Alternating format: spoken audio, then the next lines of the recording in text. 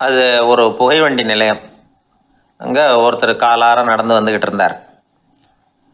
அவர் தன்னுடைய வீட்டில் உட்காந்து ரொம்ப நேரம் எழுதுவார்.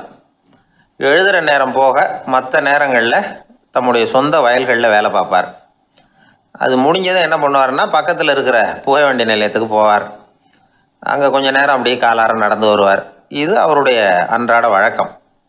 அன்னைக்கு அது மாதிரி தான் அவர் நடந்து வந்துக்கிட்டு இருக்கிறார். அந்த சமயத்தில் அங்கே நடைமேடையில் ஒரு அம்மையார் நின்றுக்கிட்டு இருக்கிறாங்க. இவரை கண்டதும் கையை தட்டி கூப்பிட்டாங்க. இங்கே கொஞ்சம் வர முடியுமா அப்படின்னாங்க. இவர் போனார். என்னங்கன்னு விசாரித்தார். அந்த அம்மையார் விவரம் சொன்னார்.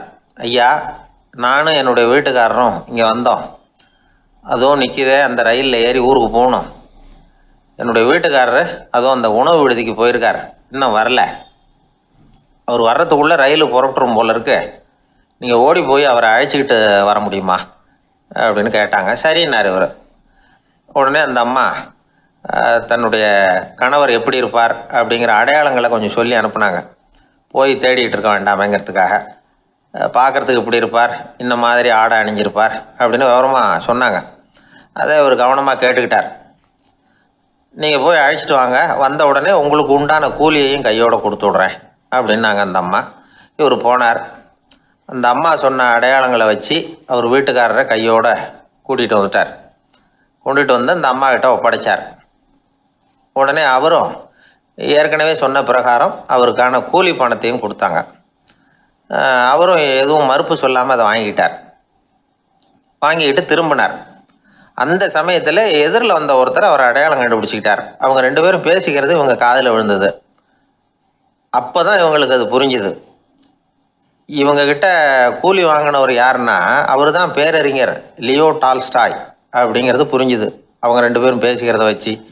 ரஷ்ய நாட்டின் மிகப்பெரிய ஞானி லியோ டால்ஸ்டாய், சோவியத் நாட்டின் ஈடு இணையற்ற இலக்கிய மேதை. இது தெரிஞ்ச உடனே அந்த அம்மா அவர்கிட்ட ஓடினாங்க. ஐயா, உங்களுக்காக நான் கூலி கொடுத்தேன், நான் பெரிய தவறு பண்ணிவிட்டேன் அப்படின்னு சொல்லி வருத்தப்பட்டாங்க. பரவாயில்ல, ஆனால் நீங்கள் எனக்கு கொடுத்த கூலி பணத்தை நான் திருப்பி கொடுக்க மாட்டேன். ஏன் தெரியுமா, அது நான் உழைச்சி பெற்ற தொகை அப்படின்னார். யாருக்குமே அதிக மகிழ்ச்சியை தரக்கூடிய பணம் எதுன்னு கேட்டால், அது அவங்க உழைப்புக்கு ஊதியமாக கிடைக்கிற பணம் தான். நம்ம ஆட்கள் சில பேருக்கு உழைக்காமல் கிடைக்கிற தீய வழியில் வருகிற பணம் கூட மகிழ்ச்சியை கொடுக்கும். ஒரு பெரிய தொழிற்சாலை, அதோட முதலாளி கடுமையான ஒரு கட்டுப்பாடு விதிச்சிருந்தார். அது என்ன கட்டுப்பாடுன்னா, இந்த தொழிற்சாலைக்கு உள்ள யாரும் சிகரெட்டு பிடிக்கக்கூடாது அப்படிங்கிறது தான். ஒரு நாள் இந்த முதலாளி தன்னுடைய தொழிற்சாலையை சுற்றி பார்த்துக்கிட்டு வரார். அப்போது ஒரு இளைஞன் உள்ள சிகரெட்டு பிடிச்சிக்கிட்டு இருந்தான். அதை பார்த்து விடுறார். அவ்வளவுதான், அவருக்கு கோபம் வந்துட்டுது. உடனே உதவியாளரை கூப்பிட்டார். அதோ பாரு, அந்த சிகரெட்டு பிடிச்சிக்கிட்டு இருக்கிறானே, அவன் கணக்கை முடித்து வெளியில் அனுப்பி வச்சிரு அப்படின்னு உத்தரவு போட்டார். அது பிரகாரம் உடனே அவனை அழைச்சிட்டு போய் கணக்கு பார்த்து சம்பள பாக்கி அப்புறம் உதவித்தொகை எல்லாத்தையும் மொத்தமாக கையில் கொடுத்து வெளியில் அனுப்பி வச்சுட்டாங்க. அவன் பணத்தோடு வெளியில் வந்தான். ஏதோ யோசனை பண்ணபடியே நின்றுக்கிட்டு இருந்தான். அவன், என்னப்பா யோசிக்கிற அப்படின்னாரு எதிரில் வந்தவர். இவன் சொன்னான், ஒன்றும் இல்லை, என்னோட நண்பன் ஒருத்தனை பார்க்கறதுக்காக உள்ளே போனேன். பேர் என்னன்னு கேட்டுவிட்டு ஒரு 50,000 ரூபா பணத்தையும் கொடுத்து வெளியில் அனுப்பி வச்சுட்டாங்க. அதுதான் ஏன்னு புரியல, யோசனை பண்ணிகிட்டு இருக்கிறேன் அப்படின்னு நானா இவன். அதனால் நாம் உழைச்சி சம்பாதிக்கிற பணம் தான் உயர்வு, சும்மா வர்ற பணம்லாம் மகிழ்ச்சியை தராது அப்படிங்கிறத புரிஞ்சுக்கணும். அப்பேற்பட்ட ஞானி ரஷ்ய மேதை அவர் பாருங்க, அந்த பணத்தை வாங்கின பணத்தை திருப்பி கொடுக்க மாட்டேன்னு விட்டார். ஏன்னா அது உழைத்து பெற்ற தொகை, அதை நான் கொடுக்க மாட்டேன்னார். அதனால் நமக்கு செல்வம் சேர்க்கறது பெருசு இல்லை, அந்த சேருகிற செல்வம் நமக்கு மகிழ்ச்சியை கொடுக்கணும். அதுக்கு என்ன வழின்னா, நாம் உழைத்து சம்பாதிக்கணும் அப்படிங்கிறத அதிலிருந்து புரிஞ்சிக்க வேண்டியது ரொம்ப அவசியம். அதனால் உழைப்போம் உயர்வோம், இதுதான் வெற்றியின் ரகசியம்.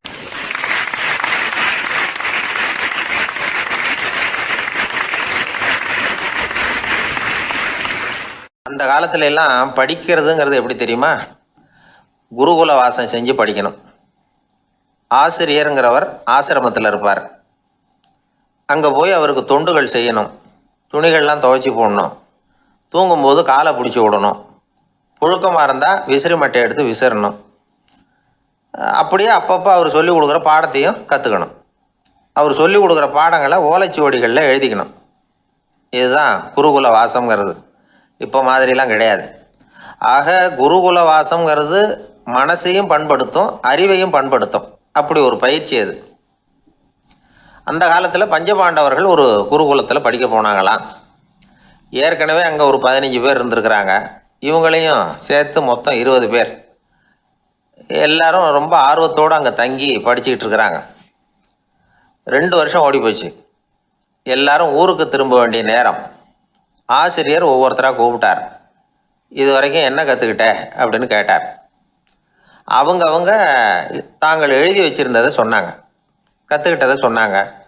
அங்கே படிக்க வந்தவங்க எல்லாருமே புத்திசாலிகள். அது மட்டும் இல்லை, பல பேர் அரச குடும்பத்தை சேர்ந்தவங்க, இளவரசர்களாக வேற இருக்கிறவங்க. அதனால் அவங்கக்கிட்ட அபாரமான கல்வி அறிவை எதிர்பார்த்தார். ஒருத்தன் வந்தான், தான் எழுதி வச்சிருந்த சரித்திர பாடம் பூராவையும் படித்து காட்டினான்.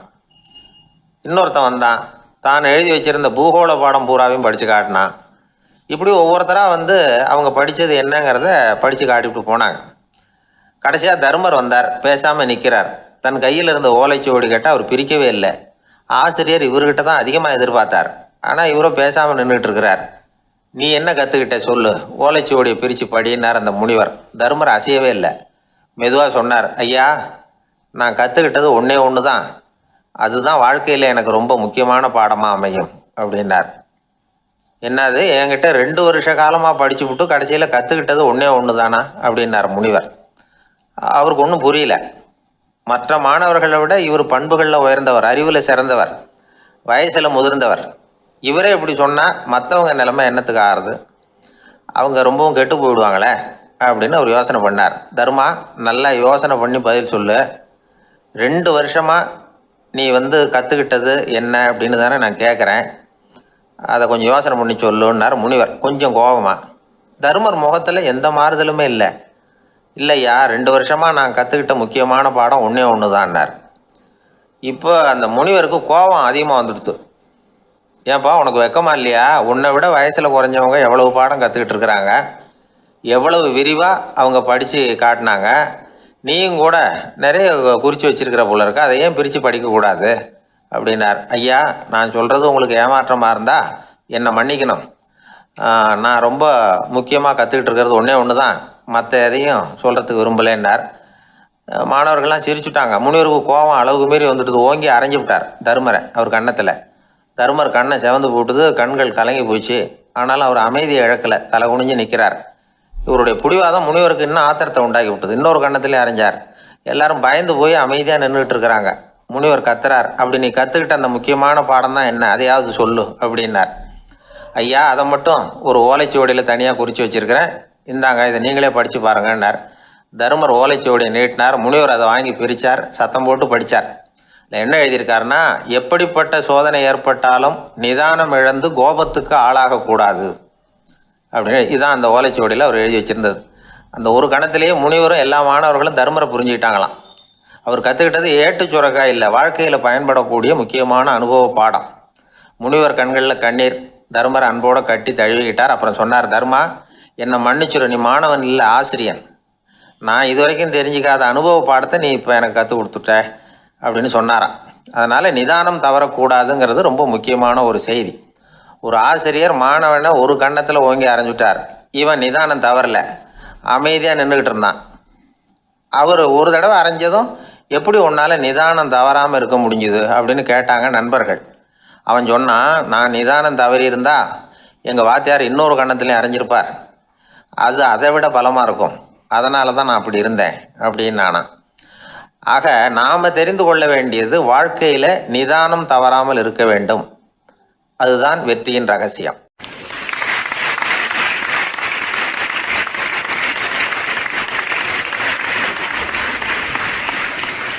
ஒரு ஆள் அசையாமல் கிடக்கிறார். அவர் இருக்காரா போயிட்டாராங்கிறத எப்படி முடிவு பண்ணுறோம்?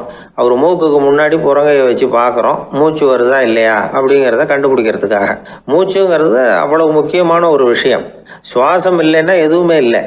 நம்ம பூமி இருக்க அது கூட சுவாசிக்குதுங்கிறத சோவியத் விஞ்ஞானிகள் கண்டுபிடிச்சிருக்கிறாங்க. பூமிக்கு மேலே இருக்கிற மண் அடுக்கில் காற்றில் உள்ள ஆக்சிஜன் ஆக்சிகரணம் அடையுது அப்படின்னு தான் இதுவரைக்கும் எல்லாரும் நம்பிக்கிட்டு இருந்தாங்க. ஆனால் இப்போ என்ன கண்டுபிடிச்சிருக்கிறாங்கன்னா, அந்த ஆக்சிஜன் பூமிக்குள்ளே 1 கிலோமீட்டர் ஆழம் வரைக்கும் ஊடுருவி போகுதான். பூமிக்குள்ளே 2 பக்கமும் பல கிலோமீட்டர் வரைக்கும் பரவுதான். பூமிக்குள்ளே இருக்கிற நீர்நிலை அடுக்குகள் தான் நுரையீரல் செய்கிற வேலையை செய்யுதான். நம்ம உடம்புல நுரையீரல் இல்லைன்னா ஒன்றும் நடக்காது. ஒரு மரத்தை தலைகீழாக தொங்க போட்டால் எப்படி இருக்கும் அப்படி யோசிச்சு பாருங்கள். அப்படி தான் இதுவும் நுரையீரலும் அப்படி தான் இருக்கும். வலது பக்கம் ஒன்று, இடது பக்கம் ஒன்று. வலது பக்கம் நுரையீரல் கொஞ்சம் பெருசாக இருக்கும். நுட்பமான நரம்பு குழாய்கள் அதில் இருக்கும்.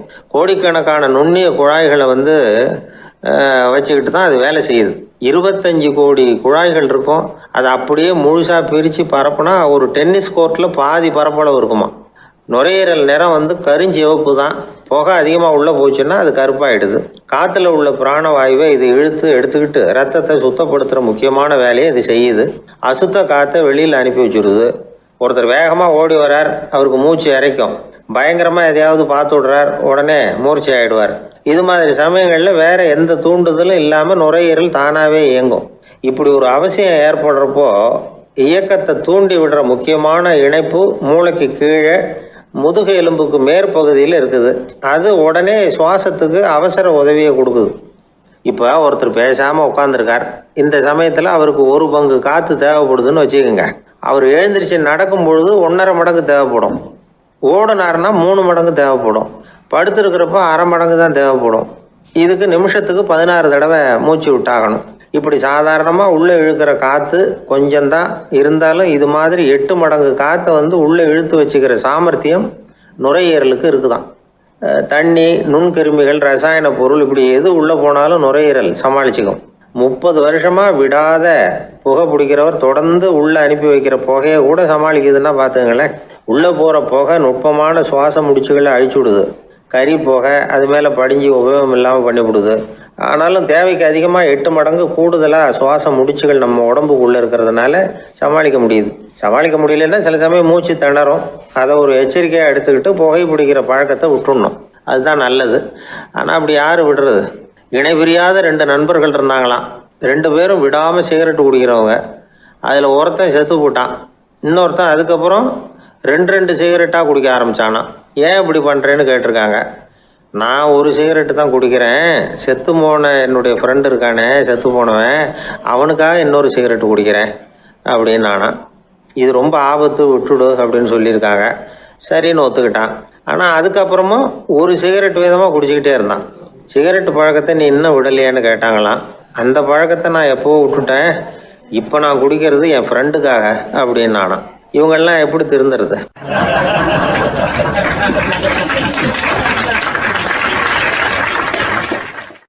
அந்த ஆளை கண்டா ஏன் இப்படி முகத்தை திருப்பிக்கிட்டு வர்றீங்க அப்படின்னு கேட்டார் ஒருத்தர் நண்பர்கிட்ட.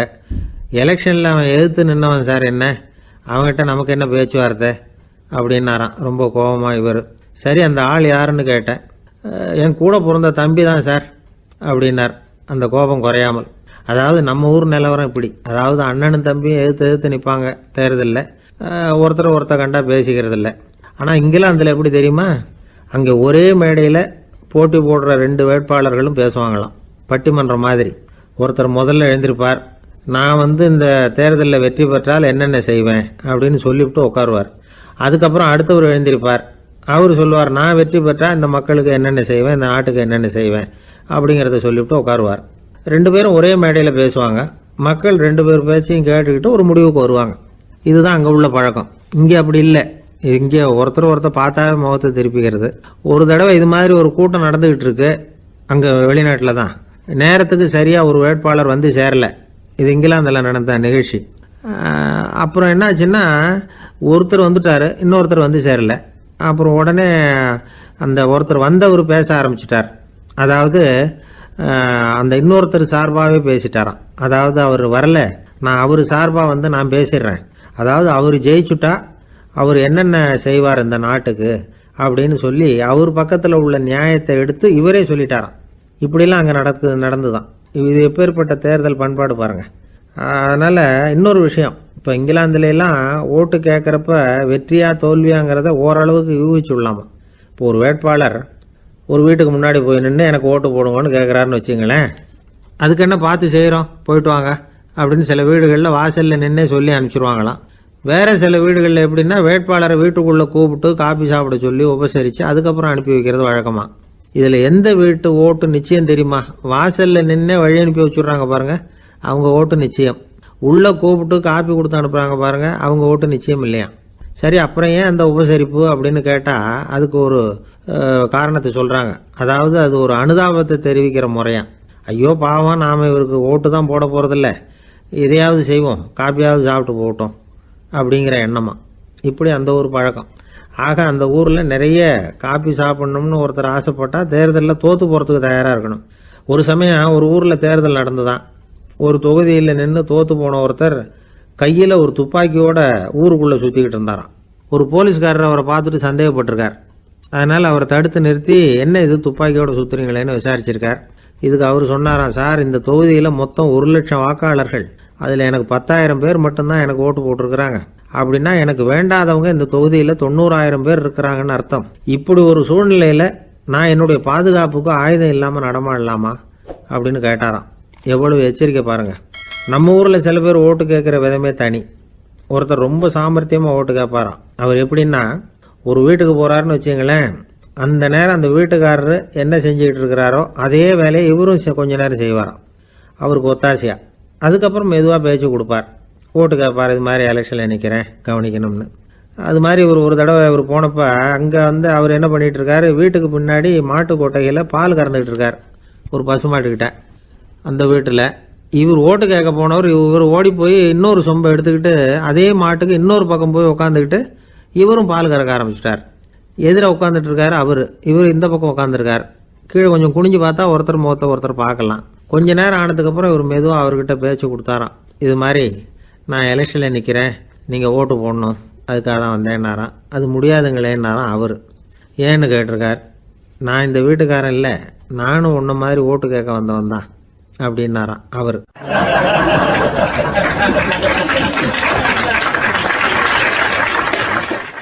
வாய் விட்டு சிரிச்சா நோய் விட்டு போகும் அப்படின்னு சொல்றது உண்டு. அது என்ன வெறும் அலங்காரத்துக்காக சொன்ன வார்த்தையா, இல்லை அர்த்தத்தோடு சொன்ன வார்த்தையா அப்படின்னு யோசிச்சா அதில் நிஜமாவே அர்த்தம் இருக்குதுன்னு தான் தெரியுது. ஆதாரபூர்வமாக அதுக்கு சில நிரூபணங்களும் இருக்குது. நார்மன் கசின்ஸ் அப்படின்னு ஒருத்தர் இருந்தார். அவர் ஒரு அமெரிக்க பத்திரிகை ஆசிரியர். அவருக்கு ஏதோ ஒரு விதமான அழற்சி நோய், இன்ஃப்ளமேஷன் டிசீஸ். அது டாக்டர்கள்லாம் அதுக்கு என்ன விதமான வைத்தியமும் கிடையாது அப்படின்னு சொல்லி பல இதெல்லாம் பார்த்துட்டு கடைசியாக சொல்லிவிட்டாங்க, அதுக்கு வைத்தியமே இல்லைன்ட்டாங்க.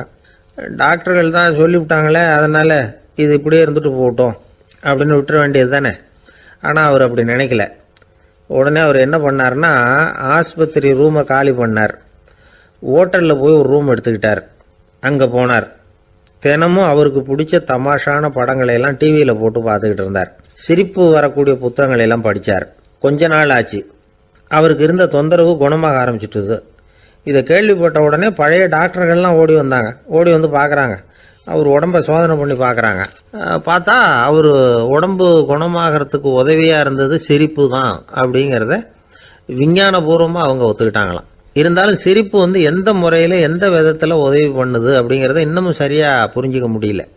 ஆனாலும் ஒரு சில விஷயங்கள் மட்டும் புரியுது. அது என்னன்னா, சிரிப்பு சுவாசத்தை மேம்படுத்துது, ரத்த அழுத்தத்தை குறைக்குது, உடம்பு குணமாகறதுக்கே உரிய சில ஹார்மோன்கள் அதிகமாக உருவாகி வர்றதுக்கு வழி செய்யுது. இந்த அளவுக்கு தான் சிரிப்போட செயல்பாட்டை நாம் புரிஞ்சிக்க முடியுது. இருந்தாலும் இதை பற்றி கண்டுபிடிக்க வேண்டியது இன்னமும் ஏராளமாக இருக்குது. அதையெல்லாம் விவரமாக கண்டுபிடிக்கிற வரைக்கும் நாம் காத்துக்கிட்டு இருக்க வேண்டியதில்லை. இப்போவே தாராளமாக சிரிக்கலாம். அதில் என்னத்துக்கு சிக்கணும், காசா பணமா? சிரிப்புன்னா ஹாஹான்னு சத்தம் போட்டு சிரிச்சாதான் உடம்புக்கு நல்லதுன்னு இல்லை. லேசான புன்னகை கூட உடம்புக்கு நல்லது செய்யுமா. லேசாக புன்னகை பூத்தா அந்த சமயத்தில் நாம் எப்படி ஆகுது, நம்ம உடம்பு பூரா அமைதி அடையுதான். இதையும் ஆதாரபூர்வமாக கண்டுபிடிச்சி தான் சொல்கிறாங்க. எப்போவாவது மனசு சங்கடமாக இருக்கிறப்போ கொஞ்சம் முயற்சி பண்ணி முகத்தில் புன்னகையை கொண்டுகிட்டு வந்து பாருங்கள். அதோட சுகம் உங்களுக்கு அனுபவித்து பார்த்தா தான் தெரியும். கண்ணும் உதடும் மலரும் பொழுது இருக்கிற ஆனந்தமே ஆனந்தம் அப்படிங்கிறாங்க அனுபவித்து பார்த்தவங்க.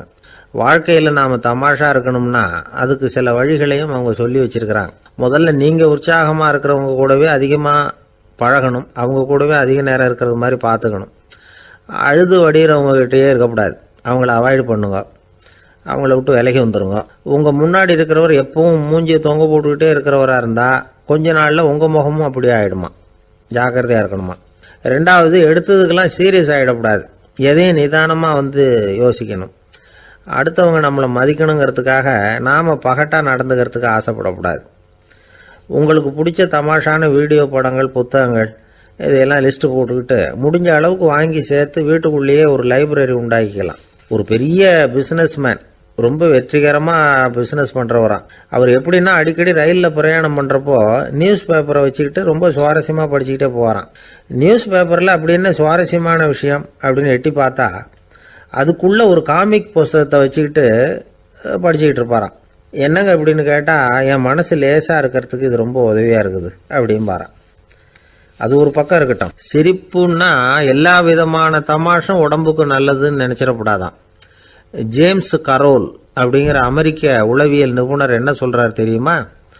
அடுத்தவங்களை குறை சொல்கிறது, கேலி பண்ணுறது, நையாண்டி பண்ணுறது, இது மாதிரியான நகைச்சுவையெல்லாம் நல்லது செய்கிறது இல்லைங்கிறார் அவர்.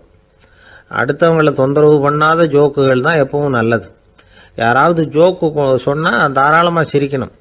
ஒருத்தர் வந்தார், இன்னொருத்தரை கூட அழைச்சிக்கிட்டு என்கிட்ட காட்டினார். அவர் தன்னுடைய முகத்தை ரொம்ப சீரியஸாக வச்சுக்கிட்டு இருந்தார். என்னங்க விஷயம் அப்படின்னு விசாரித்தோம். வந்தவர் எங்களை பார்த்து சொன்னார், சார், இவர் கூட ஒரு பெரிய ப்ராப்ளம்னார். என்னன்னு, ஏதாவது ஒரு ஜோக்கு சொன்னால் உடனே சத்தம் போட்டு சிரிக்க ஆரம்பிச்சுடுறார் சார் அப்படின்னார். ஜோக்கை கேட்டுவிட்டு சிரிக்க ஆரம்பித்தா அது ப்ராப்ளம் இல்லையே அப்படின்னு சொன்னோம். சிரிக்க ஆரம்பிக்கிறது ப்ராப்ளம் இல்லை சார், ஆனால் அப்படி ஆரம்பிக்கிற சிரிப்பை அதுக்கப்புறம் நிறுத்தவே மாட்டேங்கிறார். நாள் கணக்கில் அது பாட்டுக்கு போயிட்டு இருக்கு, அதுதான் ப்ராப்ளம் அப்படின்னார் அவர்.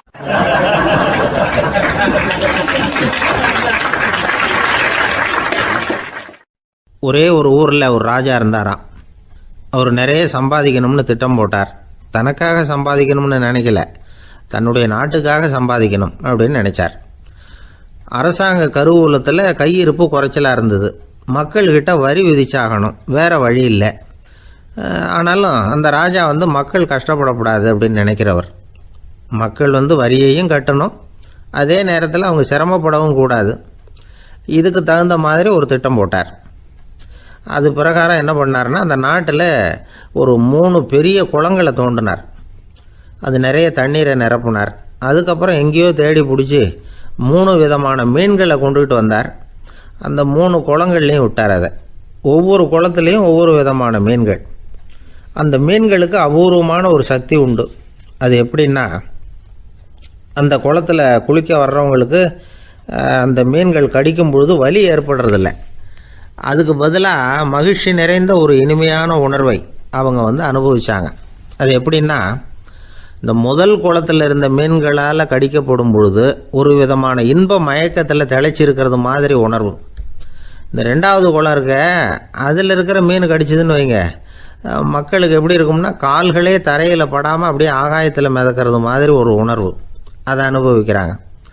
3வது குளத்தில் இருக்கிற மீன் கடிச்சதுன்னா அவங்கெல்லாம் அப்படியே கோடீஸ்வரராக மாறிட்டதாக ஒரு உணர்வு, அதை அவங்களால அனுபவிக்க முடியுது.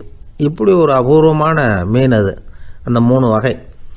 இப்படி இருந்தால் மக்கள் அந்த குளங்களில் குளிக்கிறதுக்கு ஆசைப்படாமல் இருப்பாங்களா? அதனால் கூட்டம் கூட்டமாக அலமோத ஆரம்பிச்சிட்டாங்க.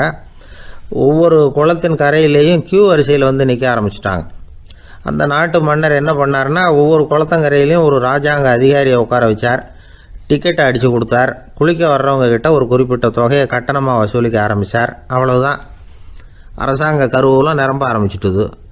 ராஜாங்கத்துக்கு தேவையான பணம் கிடைச்சிட்டுது. இது ஒரு கதை. இதை பற்றி என்ன நினைக்கிறீங்க?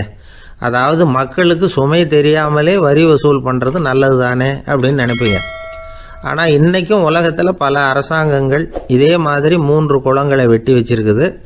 மக்களும் அதில் குளிச்சுக்கிட்டு தான் இருக்கிறாங்க. அது எப்படிங்கிறீங்களா? அந்த முதல் குளம் தான் சினிமா தியேட்டர். அதில் குளிக்கிறவங்க தான் ஒரு விதமான இன்ப மயக்கத்தில் திளைச்சிருக்கிறது மாதிரியான உணர்வை அனுபவிக்கிறவங்க. 2வது குளம் தான் சாராய கடை. இந்த குளத்தில் குளிக்கிறவங்க தான் கால்களே தரையில் படாமல் ஆகாயத்தில் மிதக்கிறது மாதிரி உணர்வை அனுபவிக்கிறவங்க. மூணாவது குளம் லாட்ரி டிக்கெட்.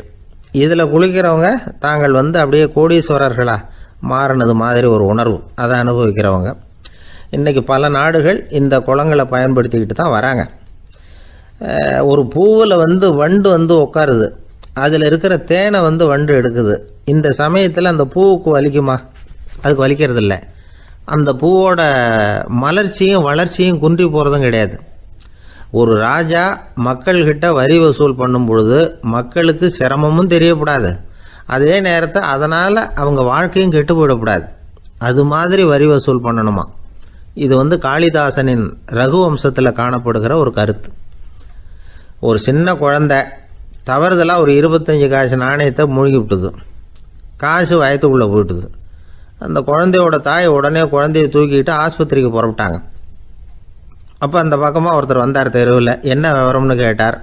இவங்க சொன்னாங்க, குழந்தை காசை முழுகிட்டுது, அதுதான் அவசரமாக ஆஸ்பத்திரிக்கு தூக்கிட்டு ஓடுறேன் அப்படின்னாங்க. அவர் சொன்னார், கவலைப்படாதம்மா, உடனே இப்படி கொடுங்க குழந்தைய அப்படின்னு கையில் வாங்கினார். ஒரு கையில் அந்த குழந்தையோட கால் ரெண்டையும் பிடிச்சி தலைகீழாக தூக்கி பிடிச்சார். இன்னொரு கையால் அந்த குழந்தையோட வயத்தில் குறிப்பாக ஒரு இடத்துல அப்படியே தேடி அந்த சுட்டு விரலால் ஒரு இடத்துல பொட்டுன்னு தட்டினார். உடனே காசு அந்த குழந்தையோட வாய் வழியாக வெளியில் விழுந்துட்டுது. காசை எடுத்துக்கிட்டு இருந்தாங்கம்மா உங்கள் குழந்தை அப்படின்னார். ரொம்ப நன்றிங்க, நிச்சயமாக நீங்கள் ஒரு டாக்டராக தான் இருக்கணும், என்னுடைய யூகம் சரிதானே அப்படின்னாங்களாம் அந்த அம்மா. அதுக்கு அவர், இல்லைங்க, நான் ஒரு இன்கம் டேக்ஸ் ஆஃபீஸர், வருமான வரி அதிகாரி அப்படின்னு சொல்லிவிட்டு போனாராம்.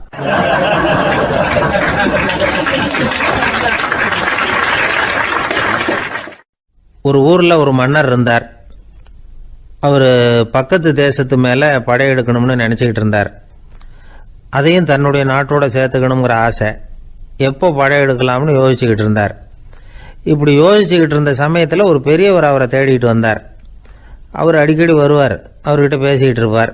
இப்போவும் அப்படி தான் வந்தார். என்ன மன்னா யோசனைன்னாரு. இவர் தன்னுடைய யோசனையை சொன்னார். இந்த சமயத்தில் மன்னருக்கு தாகம் எடுத்தது, தண்ணி குடிக்கணும் போல இருந்தது. உடனே அங்கே இருந்த ஒரு அரண்மனை பணியாளரை கூப்பிட்டார். போய் கொஞ்சம் தண்ணி கொண்டு வாப்பா அப்படின்னார். அந்த பணியாளர் போனார், ஒரு கோலையில் தண்ணி கொண்டு வந்தார். ராஜா கிட்ட நீட்டினார். ராஜா அதை வாங்கி குடிக்கிறதுக்காக வாய்கிட்ட கொண்டுட்டு போனார். அந்த நேரம் பார்த்து, மன்னா கொஞ்சம் பொறுங்கன்னார் இந்த பெரியவர். ஆவலோட குடிக்க போன மன்னர் அப்படியே நிறுத்திக்கிட்டு பெரியவரை பார்த்தார். இப்போ அந்த பெரியவர் சொன்னார், மன்னா, இப்போ உங்களை விட வலிமை உள்ள ஒரு சக்தி உங்களுக்கு தண்ணி கொடுக்க மறுத்துடுதுன்னு வைங்க, உங்களை குடிக்க விடாமல் தடுத்துடுது அப்படின்னா, இப்போ இந்த ஒரு கோவள தண்ணீரை என்ன விலை கொடுத்து வாங்குவீங்க அப்படின்னு கேட்டார். இப்போ எனக்கு இருக்கிற தாகத்துக்கு என்னுடைய அரசாங்கத்தில் பாதியையாவது கொடுத்து இந்த தண்ணியை வாங்கிறதுக்கு தயங்க மாட்டேன்னார் அவர். சரி, இப்போ அந்த தண்ணியை குடிங்கன்னார் பெரியவர். மன்னர் ஆவலோடு அந்த தண்ணியை குடித்து முடித்தார்.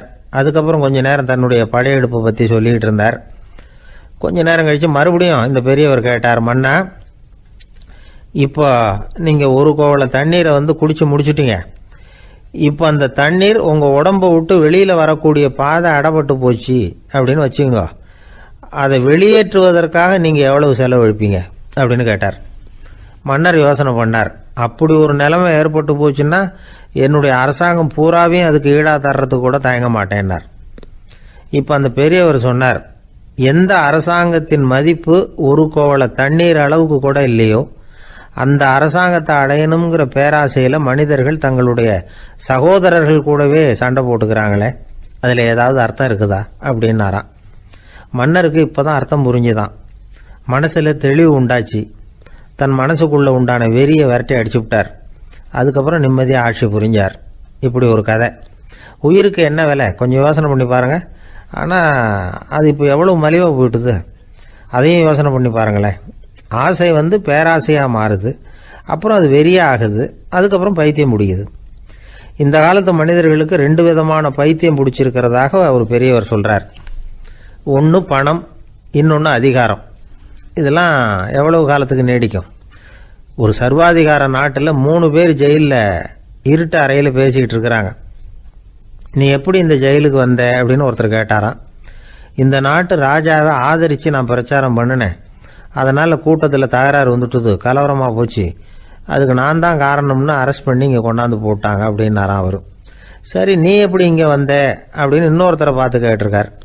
நான் இந்த நாட்டு ராஜாவை எதிர்த்து பிரச்சாரம் பண்ணேன், அதனால் கலவரம், அரெஸ்ட் பண்ணி கொண்டாந்து போட்டாங்கன்னார். சரிப்பா நீ எப்படி அங்கே வந்த அப்படின்னு மூணாவது ஆளை பார்த்து இவங்க கேட்டாங்களாம்.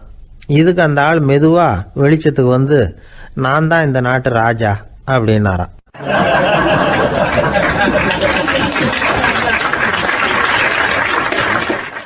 ஒரு ஆள் இருந்தார். விலங்குகள் பேரில் அவருக்கு ரொம்பவும் பிரியம். அதனால் தன்னுடைய வீட்டில் ஒரு நாயை வளர்த்தார். அதே மாதிரி கழுதையையும் வளர்த்தார். அந்த கழுதை அவர் வீட்டு கொல்லை பக்கத்தில் நின்றுக்கிட்டு இருக்கும். ஏதாவது பொதி சுமக்கிற வேலை இருந்ததுன்னா அதை கவனிச்சிக்கும். அந்த நாய் வீட்டுக்குள்ளே இருக்கும். நாய்க்கு அந்த வீட்டில் ராஜ உபசாரம் தான். அதுக்கு அந்த வீட்டில் ஏகப்பட்ட மரியாதை. குளிக்கிறதுக்கு தனியாக சோப்பு, 2 வேளையும் பால், பிஸ்கட்டு, மத்தியானம் சாப்பாடு. அதுக்கு ஏதாவது உடம்பு சரியில்லைன்னா உடனே ஆஸ்பத்திரி வைத்தியம். ரொம்ப கொடுத்து வச்ச நாய். அந்த வீட்டு தலைவர் வெளியில் அப்படியே நடைப்பயிற்சி போனால் கூடவே இதுவும் போகும். அவர் மட்டும் தனியாக எங்கேயாவது வெளியில் போயிட்டு வந்தால் வீட்டுக்கு வந்த உடனே அந்த நாய் அவர்கிட்ட ஓடி வரும். அப்படியே எழும்பி முன்னங்கால் 2ஐயும் அவர் தோள் மேலே போட்டுக்கும். அவர் சிரிச்சுக்கிட்டே தலையில் செல்லமாக தட்டுவார். அவர் ஈசி சேரில் சாஞ்சிக்கிட்டு டிவி பார்ப்பார், பேப்பர் படிப்பார். அப்போலாம் அந்த நாய் அவருடைய காலடியில் படுத்துக்கும். அப்போ கூட அவர் தலையை செல்லமாக தடவி கொடுப்பார். அந்த நாய் படுக்கிறதுக்குன்னே ஒரு மெத்தை. சில சமயம் அது அங்கே இருக்கிற மேஜை நாற்காலி மேலே கூட ஏறி விளையாடும். சோபாவில் ஏறி உட்காந்துக்கும். இவ்வளவு செல்வாக்காக வளர்ந்தது அந்த நாய். இதையெல்லாம் அந்த கழுதை பார்த்துக்கிட்டே இருக்குது கொல்லை பக்கத்தில் இருந்து. பார்த்துட்டு அது யோசிக்க ஆரம்பிச்சுதான், என்ன இது, இந்த வீட்டில் நாம தான் கழுதையாக உழைக்கிறோம், பொதி சுமக்கிறோம், நமக்கு ஒரு நல்ல சாப்பாடு கிடையாது, படுக்கை கிடையாது, ஒரு நாளாவது நம்ம தலையையோ முதுகையோ தடவி கொடுத்தது கிடையாது. ஆனால் அந்த நாய் இந்த வீட்டுக்காக ஒரு துரும்ப கூட அசைச்சது இல்லை. அதை போய் இந்த வீட்டில் உள்ளவங்க இப்படி தலையில் வச்சு தாங்குறாங்களே அப்படின்னு யோசிச்சுதான் அந்த கழுதை. ரொம்ப நேரம் யோசிச்சுவிட்டு அதுக்கப்புறம் ஒரு முடிவுக்கு வந்திருக்குது. சரி, இனிமேல் நாமளும் அந்த நாய் மாதிரியே நடந்து பார்ப்போம், அது மாதிரியே பிஹேவ் பண்ணுவோம், அப்போவாவது நமக்கும் அந்த மரியாதை கிடைக்குதா பார்க்கலாம் அப்படின்னு ஒரு திட்டம் போட்டுது மனசுக்குள்ள. உடனே அந்த திட்டத்தை செயல்படுத்தவும் ஆரம்பிச்சுது. அதாவது அந்த வீட்டில் அந்த நாய் என்னென்ன செய்யுதோ அதையெல்லாம் இதுவும் செய்ய ஆரம்பிச்சுட்டுது. அந்த வீட்டு எஜமான் எங்கேயோ வெளியில் சுற்றிவிட்டு ரொம்ப அசந்து போய் வீட்டுக்கு திரும்பி வந்துக்கிட்டு இருந்தான். உடனே இந்த கழுதை என்ன பண்ணுச்சு தெரியுமா, அவங்ககிட்ட ஓடி போச்சு. ஓடி போய் அந்த நாய் என்ன பண்ணுமோ அது மாதிரியே பண்ணிச்சு. அதாவது அந்த ஆள் தோள் மேலே தன்னுடைய முன்னங்கால் 2ஐயும் தூக்கி போட்டுவிடுது. அந்த ஆள் பயந்து போயிட்டான். அவனுக்கு ஒன்றும் புரியல, இது ஏன் இப்படி பண்ணுதுன்னு கொஞ்சம் ஒதுங்கி நின்னான். இது அவனை சுற்றி சுற்றி வருது, நாய் மாதிரி வாழை ஆட்டிக்கிட்டே சுற்றி சுற்றி வருது கழுதை. அவன் கிடுகிடுன்னு வீட்டுக்குள்ளே ஓடினான். இதுவும் பின்னாடியே ஓடிச்சு. அங்கே போய் நாய் மாதிரியே மேஜை நாற்காலி மேலே ஏறி குதித்து விளையாட ஆரம்பிச்சுட்டுது. சோபாவில் ஏறி உட்காருது. மேஜையில் இருந்த சாமான்லாம் கீழே விழுந்து உடையுது. கழுதை மேஜை மேலே ஏறி குதிச்சா என்னத்துக்கு ஆகும்? அந்த ஆள் பார்த்தான், சரி இந்த கழுதைக்கு என்னமோ ஆயிட்டுது அப்படின்னு முடிவு பண்ணான். ஒரு நல்ல கயிறாக பார்த்து கொண்டாந்தான். அது கால்லையும் கழுத்துலையும் கட்டினான். தரன்னு இழுத்துட்டு போனான். அடித்து கொல்லை பக்கத்தில் கட்டி போட்டுட்டான். அண்ணன் ஆகாரம் எதுவுமே கொடுக்கல, பட்னி போட்டுட்டான். இப்போ அந்த கழுதை யோசனை பண்ணி பார்க்குதான், என்ன இது, நம்ம எஜமானுக்கு இன்னைக்கு என்ன ஆயிட்டுது இப்படி? அந்த நாய் பழகிறது மாதிரி தானே நாமளும் பழகணும். ஆனால் இந்த மனுஷன் நாயை அடிக்கலை, ஆனால் நம்மளை அடிக்கிறான். இப்படி கொண்டாந்து கட்டி போட்டானே, என்ன காரணமாக இருக்கும் அப்படின்னு யோசனை பண்ண ஆரம்பிச்சுட்டு தான் அந்த கழுதை. எதுக்கு இந்த கதைன்னா, இது மாதிரியே நாம கூட சில சமயம் யோசிக்கிறது உண்டாம். இயல்புலேருந்து மாறி நடக்க ஆரம்பிச்சிட்டோம்னா பல சமயங்களில் இப்படி யோசிக்கிறது மாதிரி தான் ஆகிடும். அதனால தான் ஒரு மனுஷன் எப்படி நடந்துக்கணுமோ அப்படி நடந்துக்கிட்டாதான் நமக்கு மரியாதை. வெறி நாய் கடிச்சுட்டா மனுஷன் அது மாதிரியே ஆகிடுறான். பார்த்தீங்களா, அவனோட இயல்பு மாறி போடுது. ஒருத்தனை பார்த்து இன்னொருத்தன் கேட்டானா, வெறி நாய் ஒன்று உன்னை கடிச்சுட்டா நீ என்ன பண்ணுவே அப்படின்னு கேட்டிருக்கான். நான் உடனே பேப்பரும் பேனாவும் கேட்பேன் நானா இவன். ஏன் உயில் எழுதுறதுக்கான்னு கேட்டிருக்கான் அவன். இல்லை, நான் யாரையெல்லாம் கடிக்கணும்னு ஒரு லிஸ்ட்டு தயார் பண்ணணும்ல, அதுக்காக அப்படின்னு நானும்.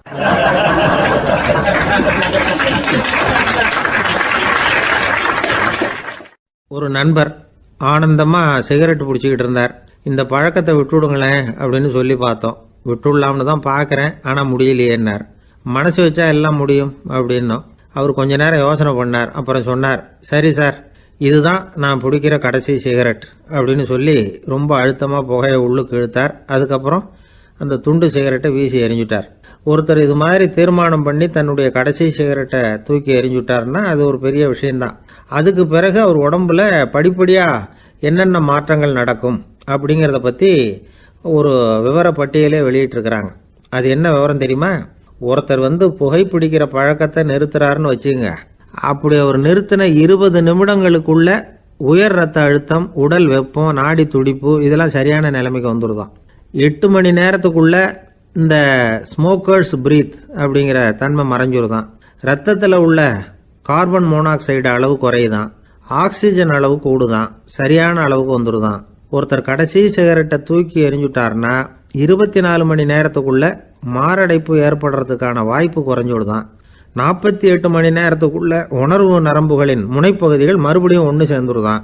அதனால நாக்கு சுவை உணர்வு, மூக்கின் முகரும் சக்தி இதெல்லாம் மேம்படுதான், நல்ல நிலைமைக்கு வந்துடுதான். சிகரெட்டை நிறுத்தின 3 நாளுக்குள்ள மூச்சு விடுறது சுலபமாயிடுதான்.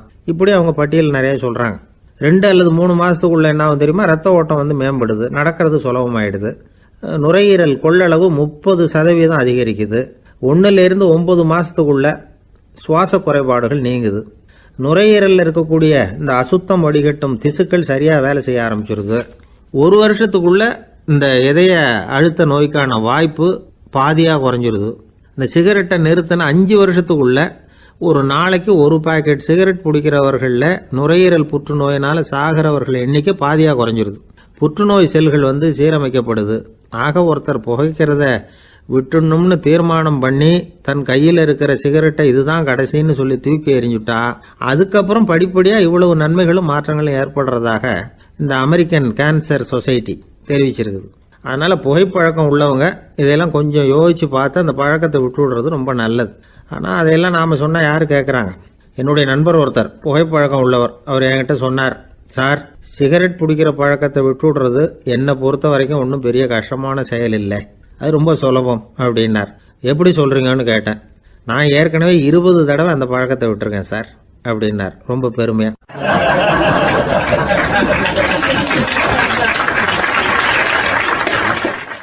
குடும்பத்தில் அப்படிலாம் இருந்து சமாளிக்கிறாங்க. குடும்பத்தில் ஒருத்தர் அனுசரிப்பு தன்மைங்கிறது ரொம்ப அவசியம். கணவன் மனைவின்னா அனுசரித்து போகணும்னு சொல்லுவாங்க. அதாவது ஒரு கணவன் அதுக்காக தான் அந்த காலத்துலலாம் ஒரு வீட்டுக்கு மாப்பிள்ளை தேடுறதுங்கிறது ஒரு பெரிய குடும்பத்தை நிர்வகிக்கிற அளவுக்கு ஒரு கணவனாக வரக்கூடிய எப்படி இருக்கணும் அப்படின்னா, அந்த காலத்தில் புலி வேட்டைக்கு போகணும். ஒரு பொண்ணுக்கு மாப்பிள்ளை தேடுறதுன்னா நம்ம தமிழ் பழக்கம் என்னென்னா, காட்டுக்கு போய் ஒரு புலியை வேட்டையாடிட்டு வரணும். அந்த புலி பல்லு அல்லது நகத்தை கொண்டுட்டு வரணும் அந்த இளைஞன். அதை வீட்டில் கொடுப்பான். அதை தான் கட்டி அதை இதாக கட்டுவாங்க, மாலையாக போடுவாங்க, தாலியாக கட்டுவாங்க. அதாவது வீரம் இருக்கா பையனுக்குன்னு பார்ப்பாங்க. ஒரு பொண்ணு வேணும்னா நீ முதல்ல வீட்டுக்கு பொண்ணு கேட்க போகக்கூடாது, காட்டுக்கு போகணும், போய் புளியை கொண்டு வா, அதுக்கப்புறம் தான் உனக்கு பொண்ணு அப்படின்னு சொல்லுவாங்க. இப்போவெல்லாம் ஏன் போகிறது இல்லைன்னா, இப்போலாம் ஒருத்தனை காட்டுக்கு போய் புலிப்பல் கொண்டு வான்னா புலி தான் மாப்பிள்ளையாக வரும். அதனால தான் இப்போ போகிறதில்ல யாரும் காட்டுக்கு. அப்போ பெண்களும் ரொம்ப வீரமாக இருந்தாங்க. பெண்கள் மூலம் அந்த காலத்தில் எப்படின்னா, முறத்தாலேயே புலியை துரத்துவாங்களாம். நம்ம பழைய பாட்டிலெல்லாம் பார்த்துருப்பீங்க, முறத்தால் புலியை விரட்டினாங்கன்னு வரும் பழைய பாட்டை. அந்த அளவுக்கு பெண்களுக்கு வீரம். இப்போ கல்யாணம் ஆகி இந்த காலத்தில் ஒரு கணவனை விரட்டிட்டு வந்தாங்களாம் முறத்தை எடுத்துக்கிட்டு. ஒரு மனைவி அவன் பயந்துட்டு வெளில ஓடி வரான், பின்னாடி முறத்தை எடுத்துகிட்டு அந்த அம்மா ஓடி வருது.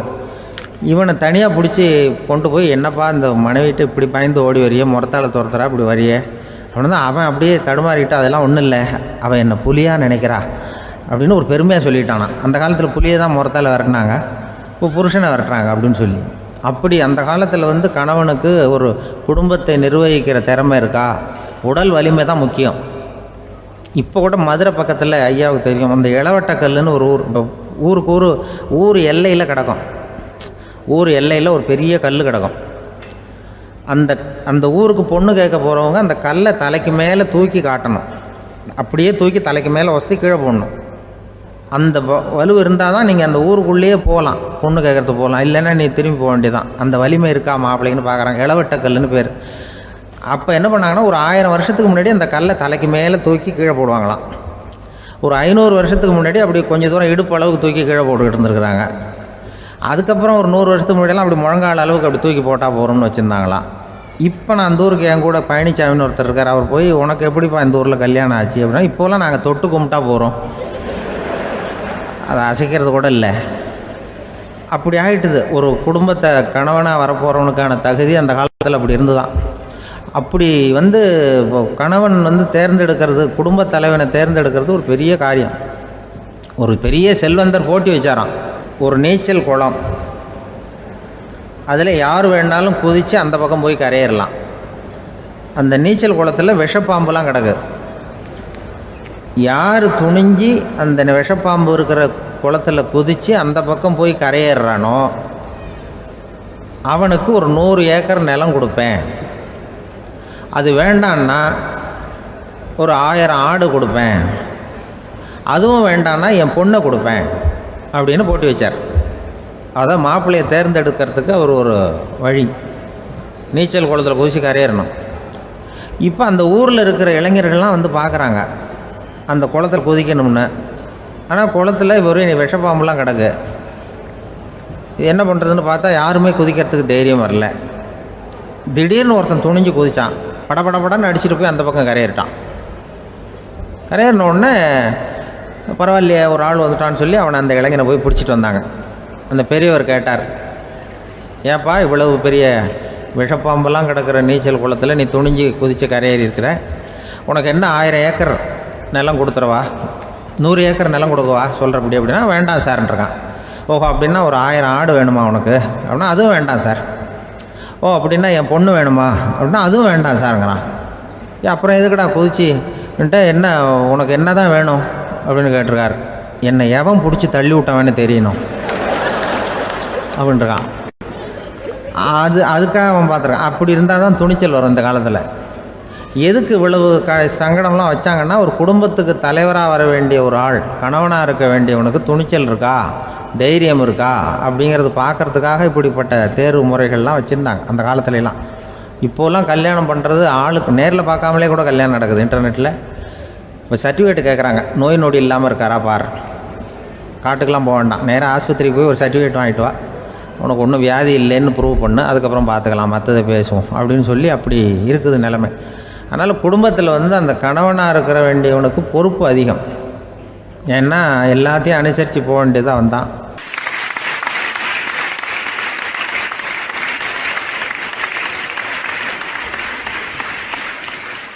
ஒரு குழந்தை பிறந்து தான் ஒரு வீட்டில், அந்த குழந்தைக்கு என்ன பேர் வைக்கிறதுங்கிறது ஒரு தகராறு. இந்த குழந்தைக்கு என்ன பேர் வைக்கிறதுங்கிறதுல தகராறு வந்துடுது. யார்? கணவனுக்கும் மனைவிக்கும். அவன் என்ன சொல்கிறான், எங்கள் அப்பா பேரை தான் வைக்கணுங்கிறான் அவன். இந்த அம்மா என்ன சொல்லுது, இல்லை எங்கள் அப்பா பேரை தான் வைக்கணும் அப்படிங்குது. இது காலையிலேருந்து சண்டை, தகராறு.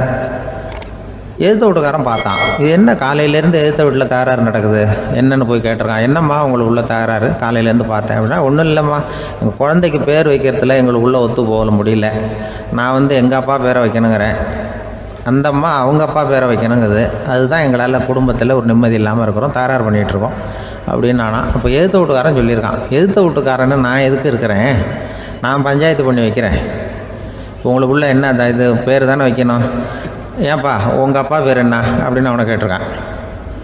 எங்கள் அப்பா பேர் சீனிவாசன் அப்படின்ட்டுருக்கான். இந்த அம்மாவை உங்கள் அப்பா பேர் என்னம்மா, கிருஷ்ணன் அப்படின்னு சொல்லி. இவன் யோசித்து பார்த்தான், குழந்தைக்கு சீனிவாச கோபாலகிருஷ்ணன்னு பேர் வைங்க போங்க அப்படின்ட்டு போயிட்டான். ஏற்ற விட்டுக்கு தீர்த்து வச்சுட்டு போயிட்டான். போனதுக்கப்புறம் இவங்க 2 பேரும் பேசிக்கிட்டாங்க. சரி, இந்த சீனிவாசன் சரி கிருஷ்ணன் சரி, நடுவில் கோபாலம் யார் அப்படின்னு சொல்லி அவனை போய் இழுத்துட்டு வந்தான். எழுத்து வீட்டில் போய் அது யார்ரா, அது இங்கே வா, அது யார்ரா கோபாலன், அது எங்கள் அப்பா பேர், நீ அதை மட்டும் எதுக்கு விட்டு வைக்கிற, அதையும் சேர்த்து வச்சுட்டு போடான்னு. அதாவது குடும்பத்தில் ஒரு கணவனும் மனைவியும் ஒரு சின்ன விஷயத்தில் கூட ஒத்து போகலன்னா இப்படி தான் ஏற்று வீட்டுக்காரன் பஞ்சாயத்துக்கு வருவான், கோபாலன்னு குறுக்க வருவான் ஒருத்தன். அப்படி அந்த அனுசரிப்புங்கிறது குடும்பத்தில் ரொம்ப அவசியம். கணவனும் மனைவி அது ஒன்றுக்கு மேலே இந்த கல்யாணம் பண்ணிக்கிறாங்க, அது ரொம்ப அவஸ்தை. ஒருவனுக்கு ஒருத்திங்கிறது நம்ம இதெல்லாம் சொல்கிறது. ஒன்றுக்கு மேற்பட்ட திருமணங்கள் சங்கடத்தில் தான் கொண்டு விடும். நிறைய சொல்லுவாங்க. உலகத்திலேயே ஒரு பெரிய இது என்ன தெரியுங்களா, இயற்கை நிர்ணயம் பண்ணுது. இப்போ நம்ம சில பேருக்கு எனக்கு பொம்பளை பிள்ளை வேண்டாம் ஆம்பளை பிள்ளை வேண்டான்னு சொல்லி இந்த ஸ்கேன் பண்ணி என்னென்னவோ பண்ணிகிட்டு இருக்கிறாங்கல்ல. ஆனால் இயற்கை அந்த 50-50 ரேஷியோவை அது மெயின்டைன் பண்ணிகிட்ருக்கு. இந்த உலகத்தில் ஒரு அதிசயமான உண்மை என்னென்னா 116 ஆம்பளை புள்ள பிறந்தா 100 பொம்பளை புள்ள பிறகுதான். உலக அளவில் 116 ஆம்பளை புள்ள பிறந்தா 100 பொம்பளை புள்ள பிறகுது. இது எதுக்கு 16 அதிகமாக பிறகுதுன்னா, அந்த வாலிப வயசு அடையிறதுக்குள்ளே 16 செத்து போகுது.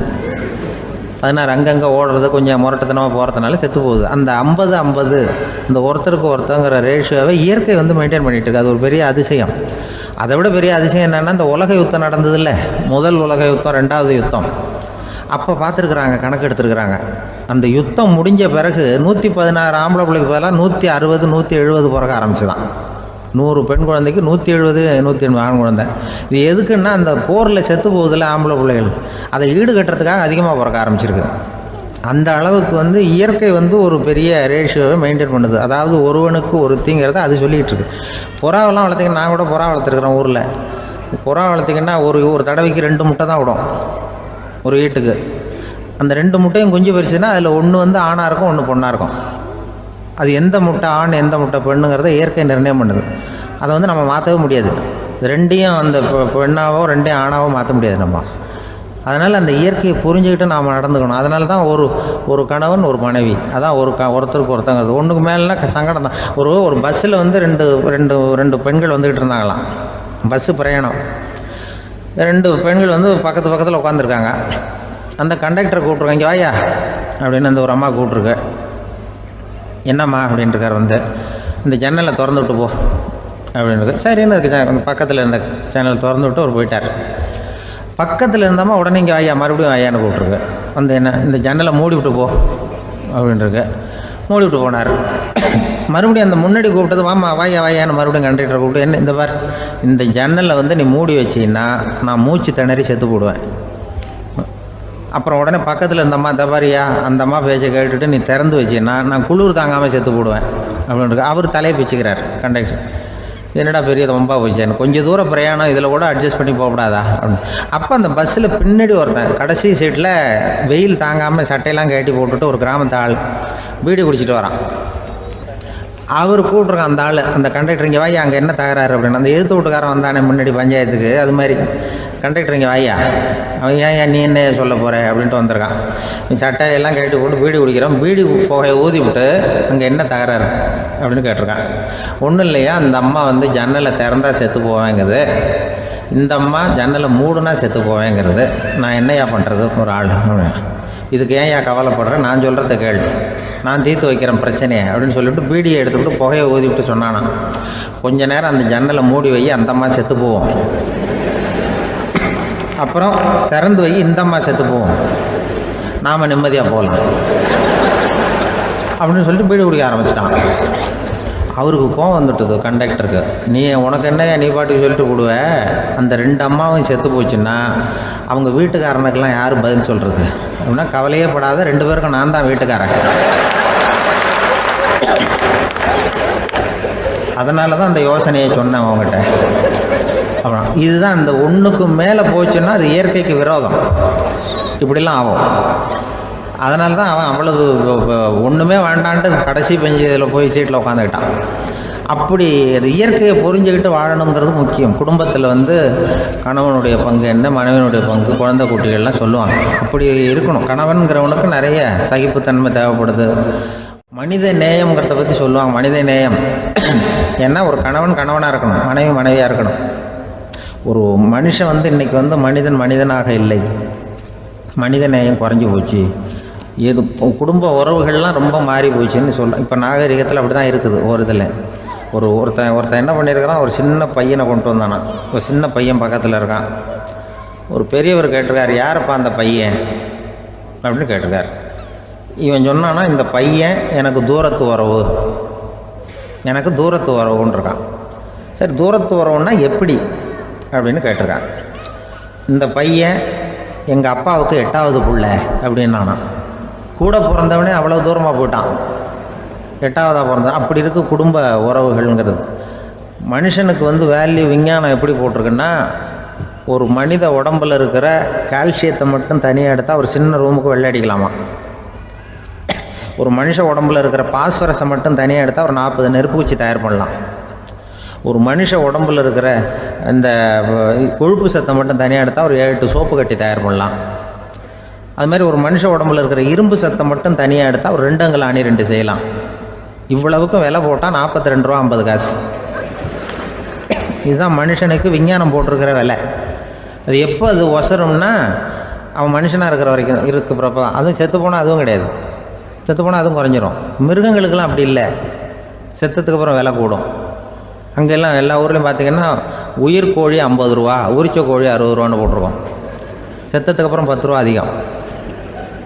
மனுஷனை நீ உயிர் மனுஷன் 42 ரூபா 50 காசு, செத்ததுக்கு அப்புறம் 52 ரூபான்னா நீயே வச்சுக்கிடாது, எனக்கு இது கண்டு போடும்.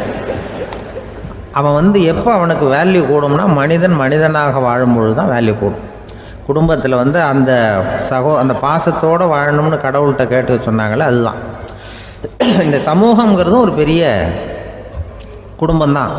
அதனால தான் இந்த நாட்டுக்குள்ள பெருமையை எல்லாரும் ஒற்றுமையாக இருந்தால் எதையும் சாதிக்கலாம்ங்கிறது தான் இந்த நாட்டுக்குள்ள பெருமை. அப்படி நிரூபித்தோம். அதனால் சமூகங்கிறதும் ஒரு குடும்பம் மாதிரி இருக்கிறது தான் பெருசு. இப்போ சில இதெல்லாம் இப்போ ஜாதி மத வேறுபாடெல்லாம் நம்முடைய முன்னேற்றத்தை தடுக்கும். விலங்குகள் நம்மளை விட மேலானது. அதான் ஒரு ஊரில் ஒரு சிவன் கோயில் இருந்து தான். சிவன் கோயிலில் அந்த புறாவெல்லாம் வளர்ந்துக்கிட்டு இருந்திருக்கு. அந்த மாடத்தில், சிவன் கோயில் மாடத்தில் புறாவெல்லாம் குடியிருந்திருக்கு. உடனே அதுக்கு கும்பாபிஷேகம் பண்ணுறதுக்காக ஊரில் திட்டம் போட்டாங்க. சிவன் கோயிலுக்கு வெள்ளடிக்க ஆரம்பித்தாங்க. வர்ணம் பூச ஆரம்பித்ததும் அதுக்கு சாரம் கட்டுவாங்கல்ல, அந்த குச்சியெல்லாம் வச்சு சாரம் கட்டுவாங்க.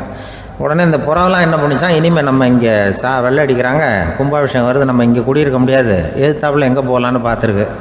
இந்த உயரம் கோபுரத்தில் இருந்த புறாவெல்லாம் எதிர்த்தாப்புல ஒரு மாதா கோயில் இருந்திருக்கு, சர்ச்சு. அங்கே சில மாடங்களில் புறாவெல்லாம் இருக்குது, சில மாடம் இருக்குது. உடனே நம்மளாம் அங்கே போடும் கொஞ்சம் காலத்துக்குன்னு எல்லாம் புறப்பட்டு இந்த மாதா கோயிலுக்கு போயிடுது. அங்கே போனால் அங்கே இருக்கிற புறாவோடு சேர்ந்து இதுவும் குடியிருந்துட்டுருக்கு. கொஞ்ச நாள் என்னாச்சு, அங்கே கிறிஸ்மஸ் வந்துட்டுது. கிறிஸ்மஸ் வந்ததும் சரி இங்கேயும் வெள்ளடிக்க ஆரம்பிக்கிறாங்க. நம்ம மறுபடியும் எங்கடா போகிறதுன்னு பார்த்தா அங்கே இருக்கிற புறாவோட சேர்ந்து இதுவும் சேர்ந்து நேராக ஒரு பள்ளிவாசல் இருந்தது. எதுக்கு அங்கே இருக்கிற மாடத்தில் போய் அங்கே குடியேறிட்டுது எல்லாம்.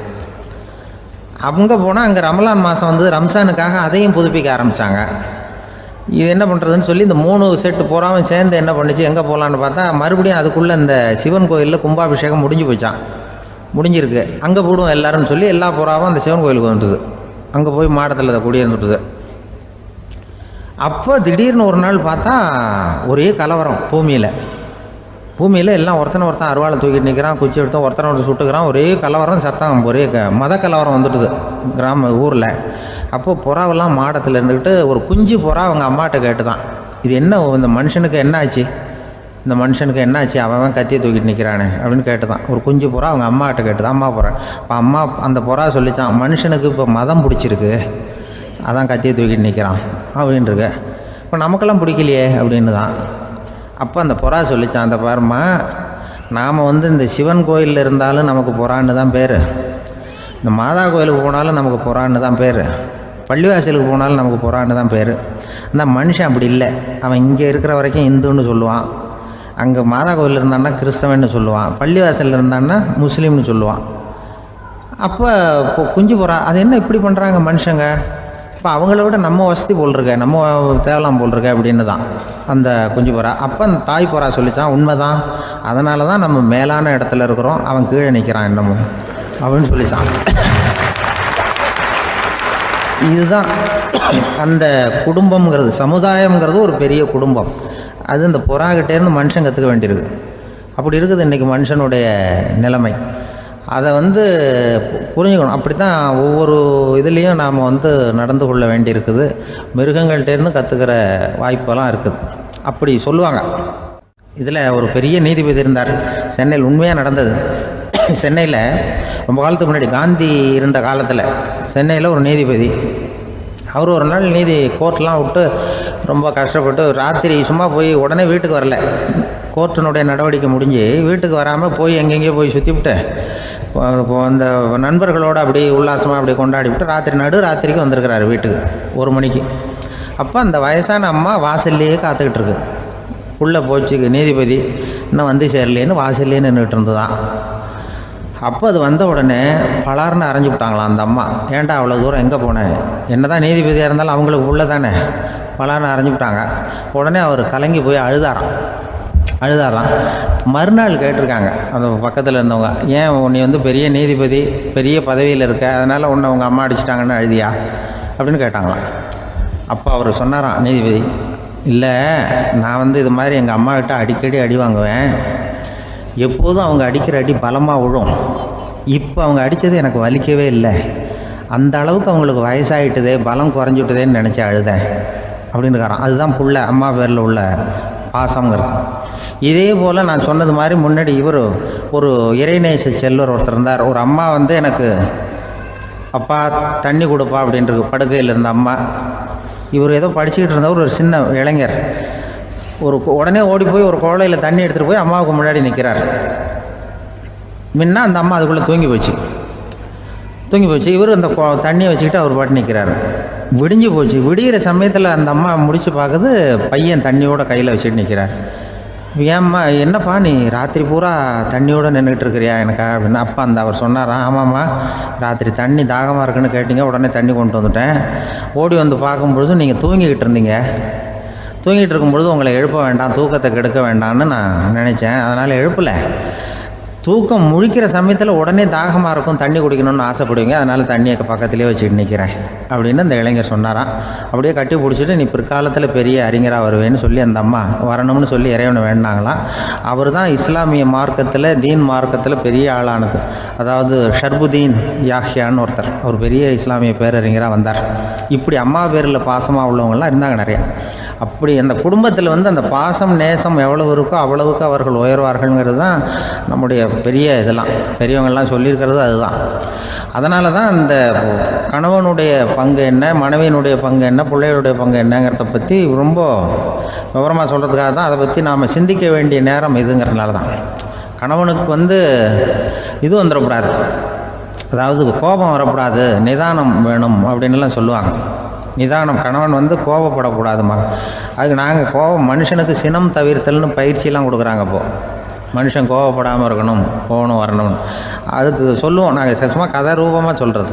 அங்கே வேதாத்திரி மகரிஷின்னு இருக்கார், அவர் இதில் வந்து சினம் தவிர்த்தல்னு பயிற்சியை கொடுப்பாங்க. குடும்ப தலைவர்கள் பெரியவங்கள்லாம் வந்து அந்த பயிற்சியை எடுத்துக்கணும். என்னை கூப்பிட்டாங்க ஒரு தரம், சினம் தவிர்த்தல்னு ஒரு பயிற்சி கொடுக்குறோம், அதில் நீ வந்து பேசுன்னாங்க.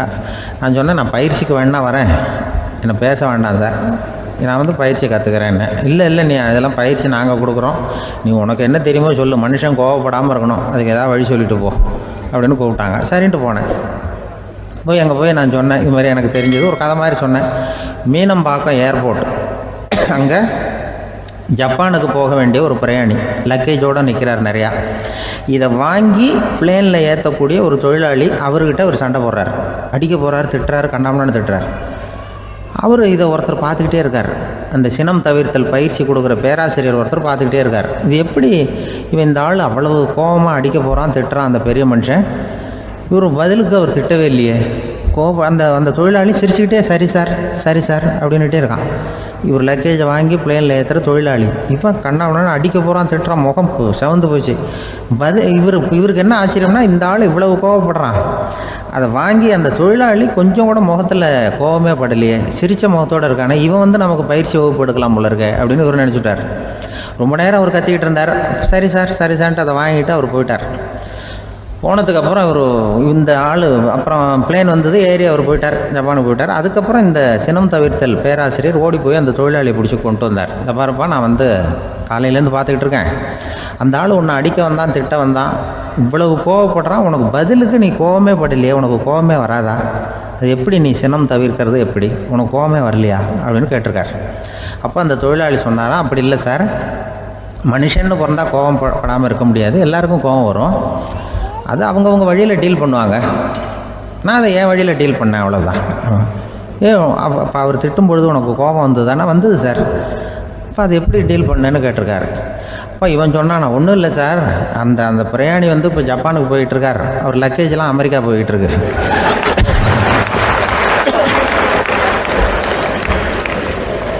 இதுக்கு நாம் எதுக்கு சார் அனாவசியமாக அவன்கிட்ட போய் சண்டை போட்டுக்கிட்டேன், அப்படி மாற்றி ஏற்றி விட்டா அவன் போய் பார்த்துக்கிறான் எங்கேயாவது. அதுதான் நான் சினம் தவிர்க்கிற வழி அப்படின்னு சொன்னாரான். உடனே இதை தான் எனக்கு தெரிஞ்சது கோபம் வராமல் இருக்கிறதுன்னு அங்கே பேசினேன் அந்த கூட்டத்தில். அதுக்கப்புறம் இன்ன வரைக்கும் அவங்க கூப்பிடுறதே இல்லை என்ன. ஏன்னா நாங்கள் முறையாக ஒருத்தன் கோவப்படாமல் இருக்கிறதுக்கு என்ன வழின்னு சொல்லி கொடுத்துட்ருக்குறோம். நீ இப்படி பண்ணுறியப்பா அப்படின்னு சொல்லி பிள்ளைகளை பற்றி சொல்லுவாங்க. இப்போ ராமர் லட்சுமணர் கதை சொல்லுவாங்க. அதாவது ராமரும் பரதனும் பந்து விளையாடிக்கிட்டு இருந்தாங்களாம் சின்ன வயசில் பந்து விளையாடிக்கிட்டு இருந்தாங்களாம். உடனே ராமர் வந்தாராம். வந்து அவங்க அம்மா கோசலை மடியில் சோர்ந்து போய் உட்காந்தாராம். சந்தோஷமாக வந்து உட்காந்துருக்காரு. அப்போ அந்த கோசலை அம்மா கேட்டாங்களாம், ஏன்ப்பா அப்படி இவ்வளவு சந்தோஷமாக இருக்கே, என்ன காரணம் அப்படின்னு கேட்டிருக்காரு. அப்படின்னு அந்த அம்மா கேட்டிருக்கு. ராமன் சொன்னான்னா, என் தம்பியோட நான் பந்து விளையாண்டுக்கிட்டு இருந்தேன், பரதன் அவன் ஜெயிச்சுட்டான், நான் தோத்துட்டேன், என்னை அவன் ஜெயிச்சுட்டான், அவனுடைய வெற்றி எனக்கு சந்தோஷமாக இருக்குது, தம்பியோட வெற்றி, அதனால் நான் சந்தோஷமாக இருக்கேன்னு சொல்லியிருக்கு. அந்த அம்மாவுக்கு ரொம்ப சந்தோஷம், தம்பி ஜெயிக்கிறாங்கிறத பற்றி அண்ணன் சந்தோஷப்படுறானே அப்படின்னு. கொஞ்ச நேரத்தில் பரதன் வந்திருக்கான். அவன் சோர்ந்து போய் கலங்கி போய் அதே அம்மா மடியில் உட்காந்துருக்கான். நீ தான் ஜெயிச்சுட்டியாமே, நீ என்னத்துக்கு வருத்தப்பட்டுக்கிட்டு வர அப்படின்னு கேட்டிருக்க அந்த அம்மா. அப்போ பரதன் சொன்னானா, நான் ஜெயிக்கணுங்கிறதுக்காக அண்ணன் விட்டு கொடுத்தாரு, தோத்துட்டாரு, அதனால் எனக்கு வருத்தமாக இருக்குது. உண்மையில் அவர் தான் ஜெயிச்சிருக்க வேண்டியது, எனக்காக விட்டு கொடுத்தாரு அண்ணன், அதனால் நான் வருத்தப்படுறேன்னா. அப்போ அந்த அம்மா சொல்லிச்சான், இப்படி தான் தம்பியினுடைய வெற்றி அண்ணனை சந்தோஷப்படுத்துது, அண்ணனுடைய தோல்வி தம்பியை வருத்தப்பட வைக்குது, இப்படி தான் இருக்கணும் அண்ணன் தம்பின்னா, அப்படி தான் குடும்பத்தில் இருக்கணும்னு சொல்லி அந்த அம்மா சொன்னதாக சொல்லுவாங்க ராமாயண கதை. அதே போல் இப்போ இதில் வரும், நபிகள் நாயகத்தினுடைய பேரர்கள் பாத்திமாவனுடைய பிள்ளைகள் 2 பேர், ஹசன் ஹுசைன் 2 பேர் நபிகள் நாயகத்தினுடைய பேரன்மார்கள். அன்னை பாத்திமாவனுடைய குழந்தைகள். ஹசனும் ஹுசைனும் பேசிக்கிறதே இல்லையா கொஞ்ச நாள். இந்த அம்மாவுக்கு அதை பார்க்குறாங்க, ஏதோ அண்ணன் தம்பிக்குள்ளே ஏதோ தகராறு போல் இருக்கு, ஏன் பேசிக்க மாட்டேங்கிறாங்க அப்படின்னு சொல்லி அந்த பிள்ளைகளை கூப்பிட்டு வச்சு அந்த அம்மா புத்தி சொல்லிச்சான். இதை பாருப்பா, நீ அண்ணன் தம்பிக்குள்ளே இது மாதிரி இருக்கக்கூடாது. உங்கள் பாட்டனார் ஒரு புத்திமதி சொல்லியிருக்காரு, உனக்கு தெரியுமா? ஒரு முஸ்லீம் இன்னொரு முஸ்லீமோடு 3 நாட்களுக்கு மேல் பேசாமல் இருந்தால் அது அவனை கொலை செய்வதற்கு ஒப்பாகும் அப்படின்னு நபிகள் நாயகம் சொல்லியிருக்கார், தெரியுமா உனக்குன்னு அந்த அம்மா சொல்லிச்சான். அப்போ அந்த தம்பிக்காரர் சொன்னாராம், ஹுசைன் சொல்லியிருக்கார், அதுவும் எனக்கு தெரியும். அதே தாத்தா பாட்டனார் என்ன சொல்லியிருக்காருன்னா, அந்த 2 பேரில் யார் முதல்ல சலாம் சொல்கிறாங்களோ, யார் முதல்ல முன்னாடி பேசுகிறாங்களோ அவங்களுக்கு சொர்க்கம் கிடைக்கும், இறைவனுடைய ஆசி கிடைக்கும்னு சொல்லியிருக்கிறார். அந்த ஆசி அண்ணனுக்கு கிடைக்கட்டுமேங்கிறதுக்காக நான் பேசாமல் இருக்கிறேன் அப்படின்னா. அந்த ராமனும் பரதனும் எப்படி இருந்தாங்களோ அப்படி தான் ஹசனும் ஹுசைனும் இருந்திருக்கிறார்கள். அந்த பாசம்தான் குடும்பத்தில் வேணும். இப்போ எப்படின்னா, ஒரு 600 வருஷத்துக்கு முன்னாடி மனுஷனுக்கு இருந்த நெருக்கடி இருக்குது பாருங்கள். ஒரு 600 வருஷத்துக்கு முன்னாடி மனுஷனுக்கு எவ்வளோ நெருக்கடி இருந்ததோ அதுபோல் 40 பங்கு இப்போ அதிகமாகிட்டு தான் கண்டுபிடிச்சி சொல்லியிருக்கிறாங்க. அவ்வளவு நெருக்கடிக்கு மத்தியில் நாம் வாழ்ந்துக்கிட்டு இருக்கிறோம். ஒரு 600 வருஷத்துக்கு முன்னாடி என் தலையில் 1 கிலோ வச்சுக்கிட்டு நின்னேன்னு வைங்க, இப்போ 40 கிலோ வச்சுக்கிட்டு நிற்கிறேன். அப்படி ஒவ்வொரு மனுஷனுக்கும் வாழ்க்கையில் நெருக்கடி அதிகமாக போச்சு. இப்போ இந்த நெருக்கடியில் முன்னாடிலாம் யாரோ ஒருத்தர் தான் தியானம் பண்ணுவாங்க. தியானம்னா ஒருத்தர் 2 பேர் காட்டுக்கு போய் தியானம் பண்ணிகிட்டு இருப்பாங்க 600 வருஷத்துக்கு முன்னாடி. இப்போ வீட்டுக்கு வீடு தியானம் நடக்குது. ஏன்னா அந்தளவுக்கு வாழ்க்கையில் ஒரு நிம்மதி வேணும் அப்படின்னு சொல்லி பண்ணிட்டாங்க. அதுக்கு தான் இயற்கை கொடுத்துருக்கிற ஒரு இயற்கையான வைத்தியம்தான் சிரிப்புங்கிறது. இதை பற்றி பெரியவங்கள்லாம் இப்போ ஆராய்ச்சி பண்ணிகிட்டு இருக்கிறாங்க. சிரிப்புங்கிறது நாம் பிறந்து ஒரு 6 மாதத்தில் தான் முதல் தடவையாக விவரமாக சிரிக்க ஆரம்பிக்கிறோமா.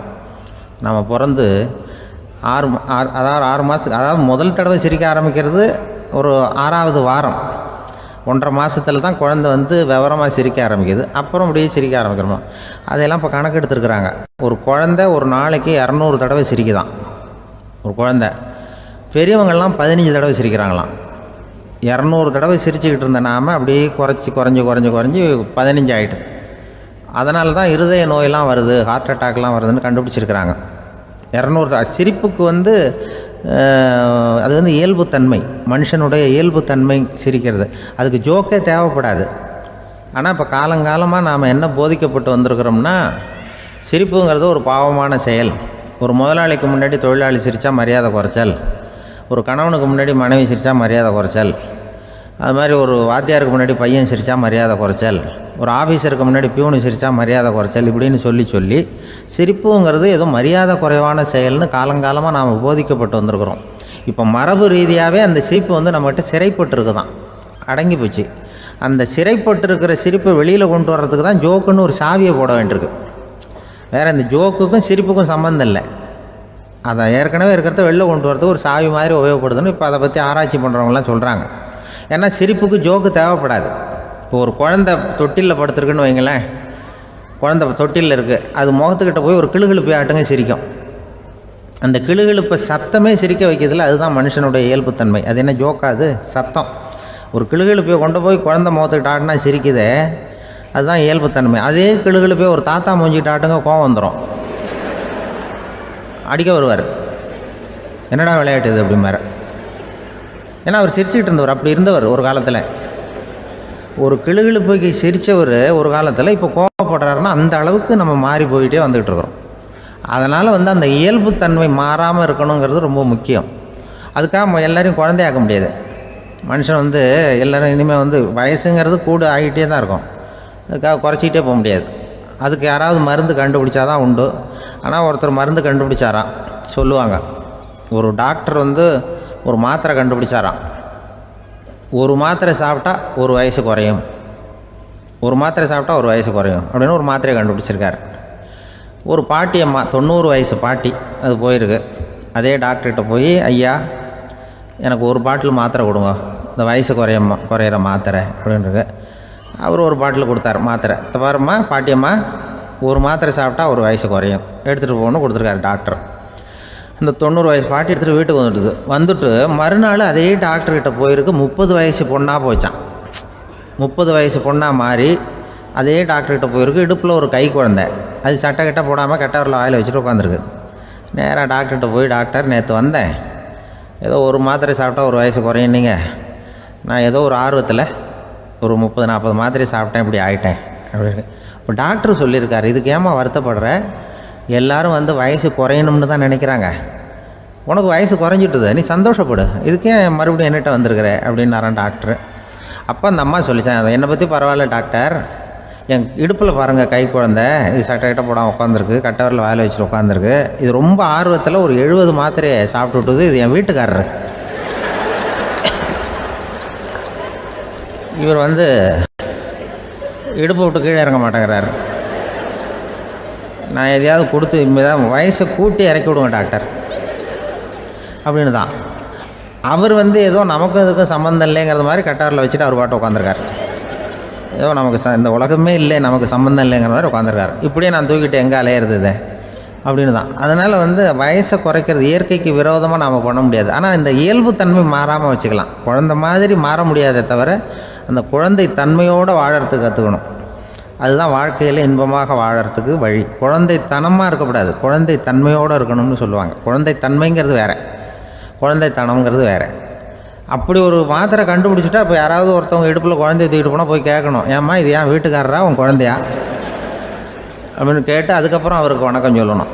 இப்படிலாம் ஆகிடும் நிலைமை. இயற்கையை நம்ம மாற்ற முடியாது, அதுக்கு தகுந்தாப்புல தான் நாம் பண்ணணும். குழந்தை தன்மையோடு வாழறதுக்கு குடும்பத்தில் குழந்தை தன்மைங்கிறது எப்படின்னா, இப்போ சில பேருக்கு அந்த குழந்தைத்தன்மை உண்டு.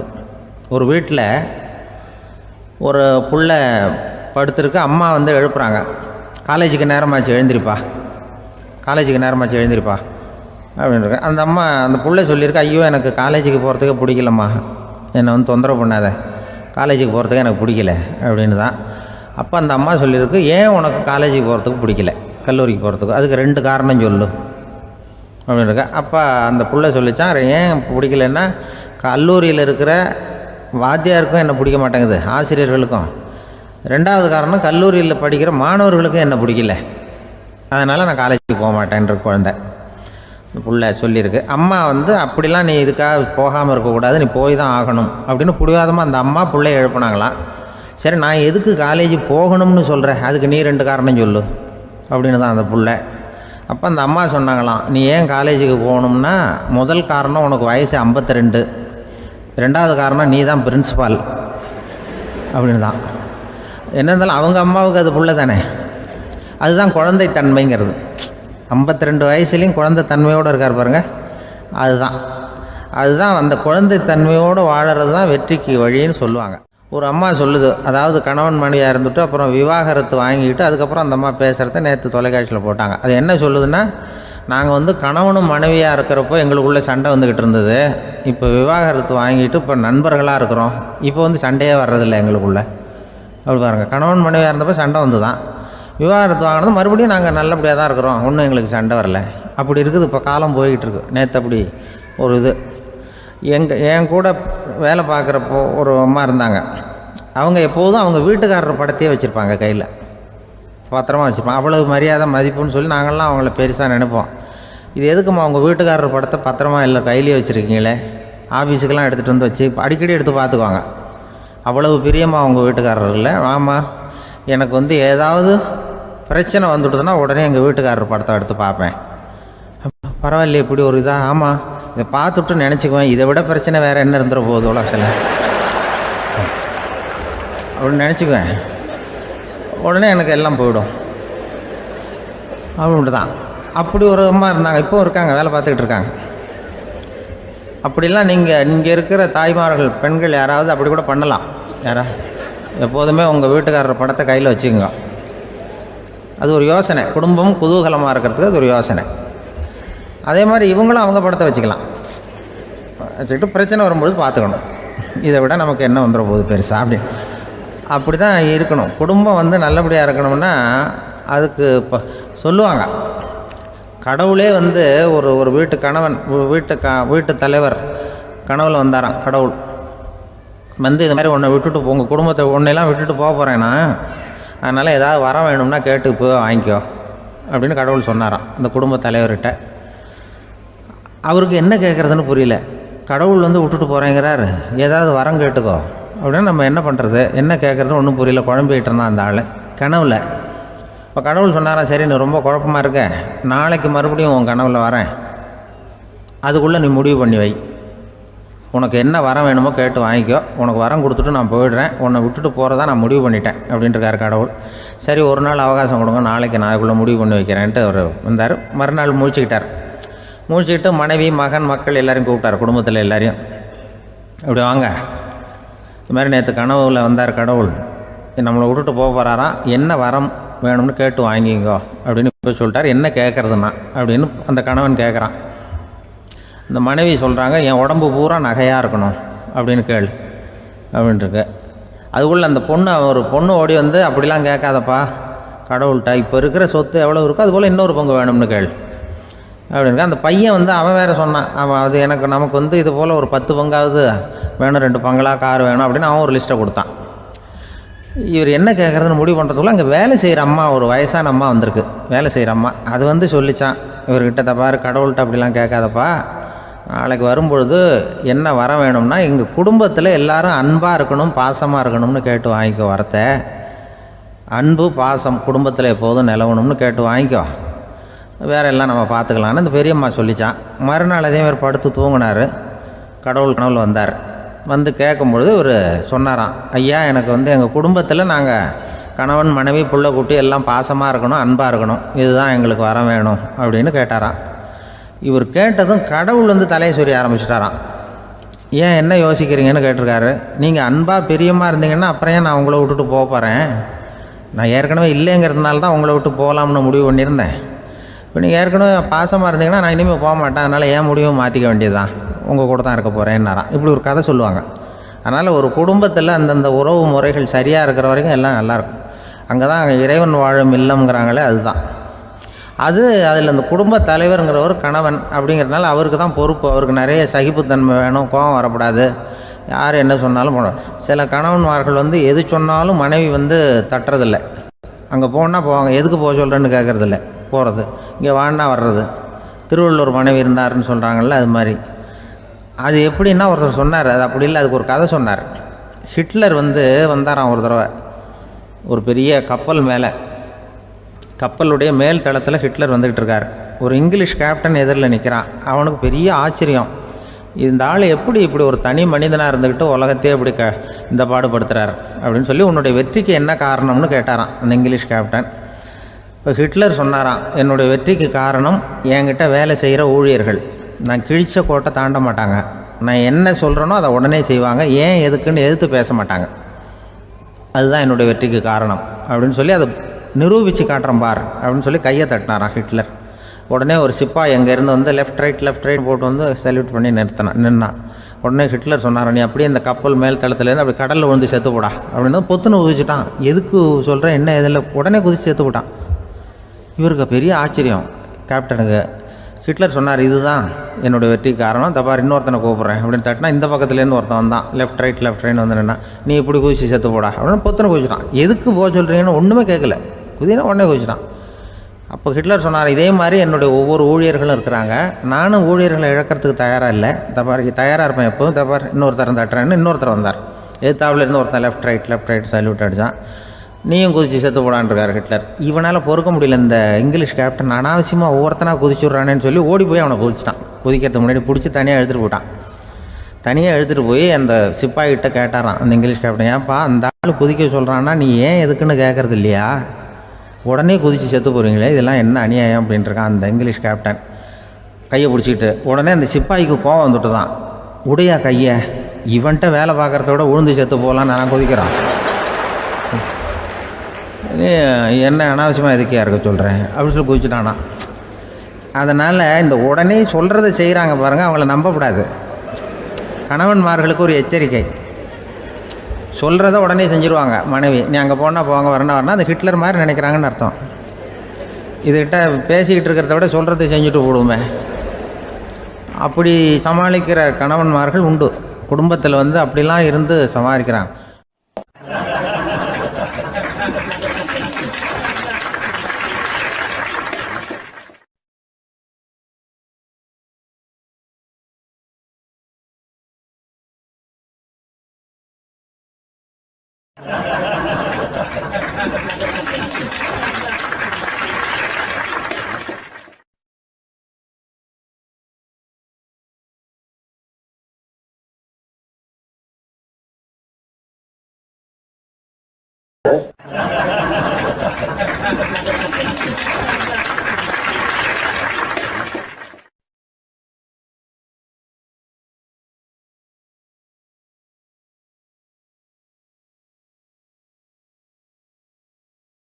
ஒரு பெரிய கிராமம்.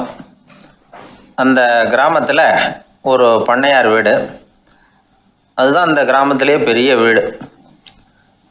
ஒரு நாள் ஒரு திருடன் அந்த கிராமத்துக்கு வந்தான், சுற்றி பார்த்தான்.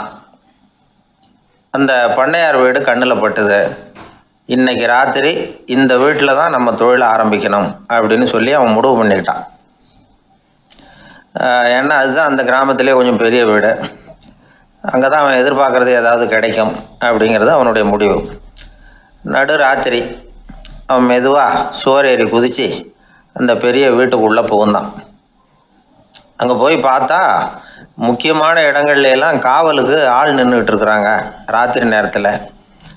சரி, இந்த வீட்டில் நம்மால் திருட முடியாது அப்படின்னு முடிவு பண்ணிட்டு மெதுவாக வந்த வழியிலேயே திரும்பி வந்தான். அந்த சமயத்தில் காலில் ஏதோ தட்டுப்பட்டுது. என்னது அப்படின்னு சொல்லி குனிஞ்சு பார்த்தா அங்கே ஒரு பெரிய வெங்காய மூட்டை அடுக்கி வச்சிருக்கிறாங்க. சரி, வந்ததுக்கு வெறுங்கையோடு திரும்ப வேண்டாமே அப்படின்னு சொல்லி கையில் இருந்த ஒரு பெரிய பை நிறைய அதை அள்ளி போட்டுக்கிட்டான். வெங்காயத்தை போட்டுக்கிட்டு புறப்படுற சமயத்தில் கப்புன்னு கழுத்தில் ஒரு கை வந்து விழுந்தது. ஆள் மாட்டிக்கிட்டான். அதாவது காவலாளிகள் அவனை பிடிச்சி வச்சுக்கிட்டாங்க. மறுநாள் காலையில் அந்த திருடனை பண்ணையார் முன்னாடி கொண்டுட்டு போய் நிறுத்தினாங்க. ஐயா, இந்த ஆள் ராத்திரி நம்ம வீட்டில் திருடுறதுக்காக வந்தான், வெங்காயத்தை அள்ளிட்டு புறப்படுறப்போ மாட்டிக்கிட்டான் அப்படின்னாங்க. அவர் பார்த்தார், என்னப்பா இவங்க சொல்கிறது உண்மைதானான்னு கேட்டார். ஆமான்னு ஒத்துக்கிட்டான் அந்த ஆள். பண்ணையார் அதுக்கப்புறம் கொஞ்சம் யோசனை பண்ணார். அப்புறமா தீர்ப்பு வழங்கினார். இதை பாருப்பா, நீ இங்கே திருட வந்தது குற்றம், அதுக்காக நீ 100 ரூபாய் அபராதம் செலுத்தணும், அல்லது 100 கசையடிகள் வாங்கணும். அதுவும் இல்லைன்னா நீயே திருடுன அவ்வளவு வெங்காயத்தையும் பச்சையா என் கண் முன்னாடியே சாப்பிட்டுடணும். இதில் எந்த தண்டனையை ஏற்றுக்கிறது அப்படிங்கிறத பற்றி நீயே யோசனை பண்ணி முடிவு எடுத்துக்கலாம் அப்படின்னு சொல்லிவிட்டார். அதாவது இவனே முடிவு பண்ணிக்க வேண்டியது, 100 ரூபா பணம் கட்டுறியா, இல்லது சாட்டை அடி வாங்குறியா, அல்லது வெங்காயத்தை சாப்பிட்றியா, இதுதான் அவர் கொடுத்தது, நீயே முடிவு பண்ணி சொல்லுன்னு விட்டார். திருடன் கொஞ்ச நேரம் யோசனை பண்ணி பார்த்தான். அவனுக்கு இருக்கிறதுலே ரொம்ப சுலபமாக தெரிஞ்சது இந்த வெங்காயத்தையே சாப்பிட்டுட்றேன்ட்டான். ஐயா, நான் இந்த வெங்காயத்தையே சாப்பிட்டுட்றேன், அதுதான் எனக்கு கொஞ்சம் சுலபமாக தெரியுதுன்னா சரின்னு விட்டார் பண்ணையார். அப்படியே எல்லாத்தையும் கொண்டு வந்து கொட்டினாங்க. ஒவ்வொன்றா எடுத்து சாப்பிட ஆரம்பித்தான். கொஞ்ச நேரம் சுவாரஸ்யமாக சாப்பிட்டான். அதுக்கப்புறம் வாய் எரிய ஆரம்பிச்சுட்டுது. கண்ணு ரெண்டும் செவந்து போச்சு. கண்ணில் இருந்து தார தாரையாக கண்ணீர் வழிய ஆரம்பிச்சுட்டுது. ஒரே எரிச்சல். அவனால் தாக்கு பிடிக்க முடியல. வெங்காயம் பாதி கூட தீரல. பார்த்தான், சரி இது நமக்கு சரிப்பட்டு வராது அப்படின்னு முடிவு பண்ணிட்டான். ஐயா, என்னை மன்னிச்சுக்கோங்க, இது என்னால் முடியாது போல இருக்கு, பேசாமல் எனக்கு 100 ஷார்ட் ஐடியா கொடுத்துருங்க அப்படின்னா. அவரும் சரின்னார். ஷார்ட் ஐடி விழ ஆரம்பிச்சிது.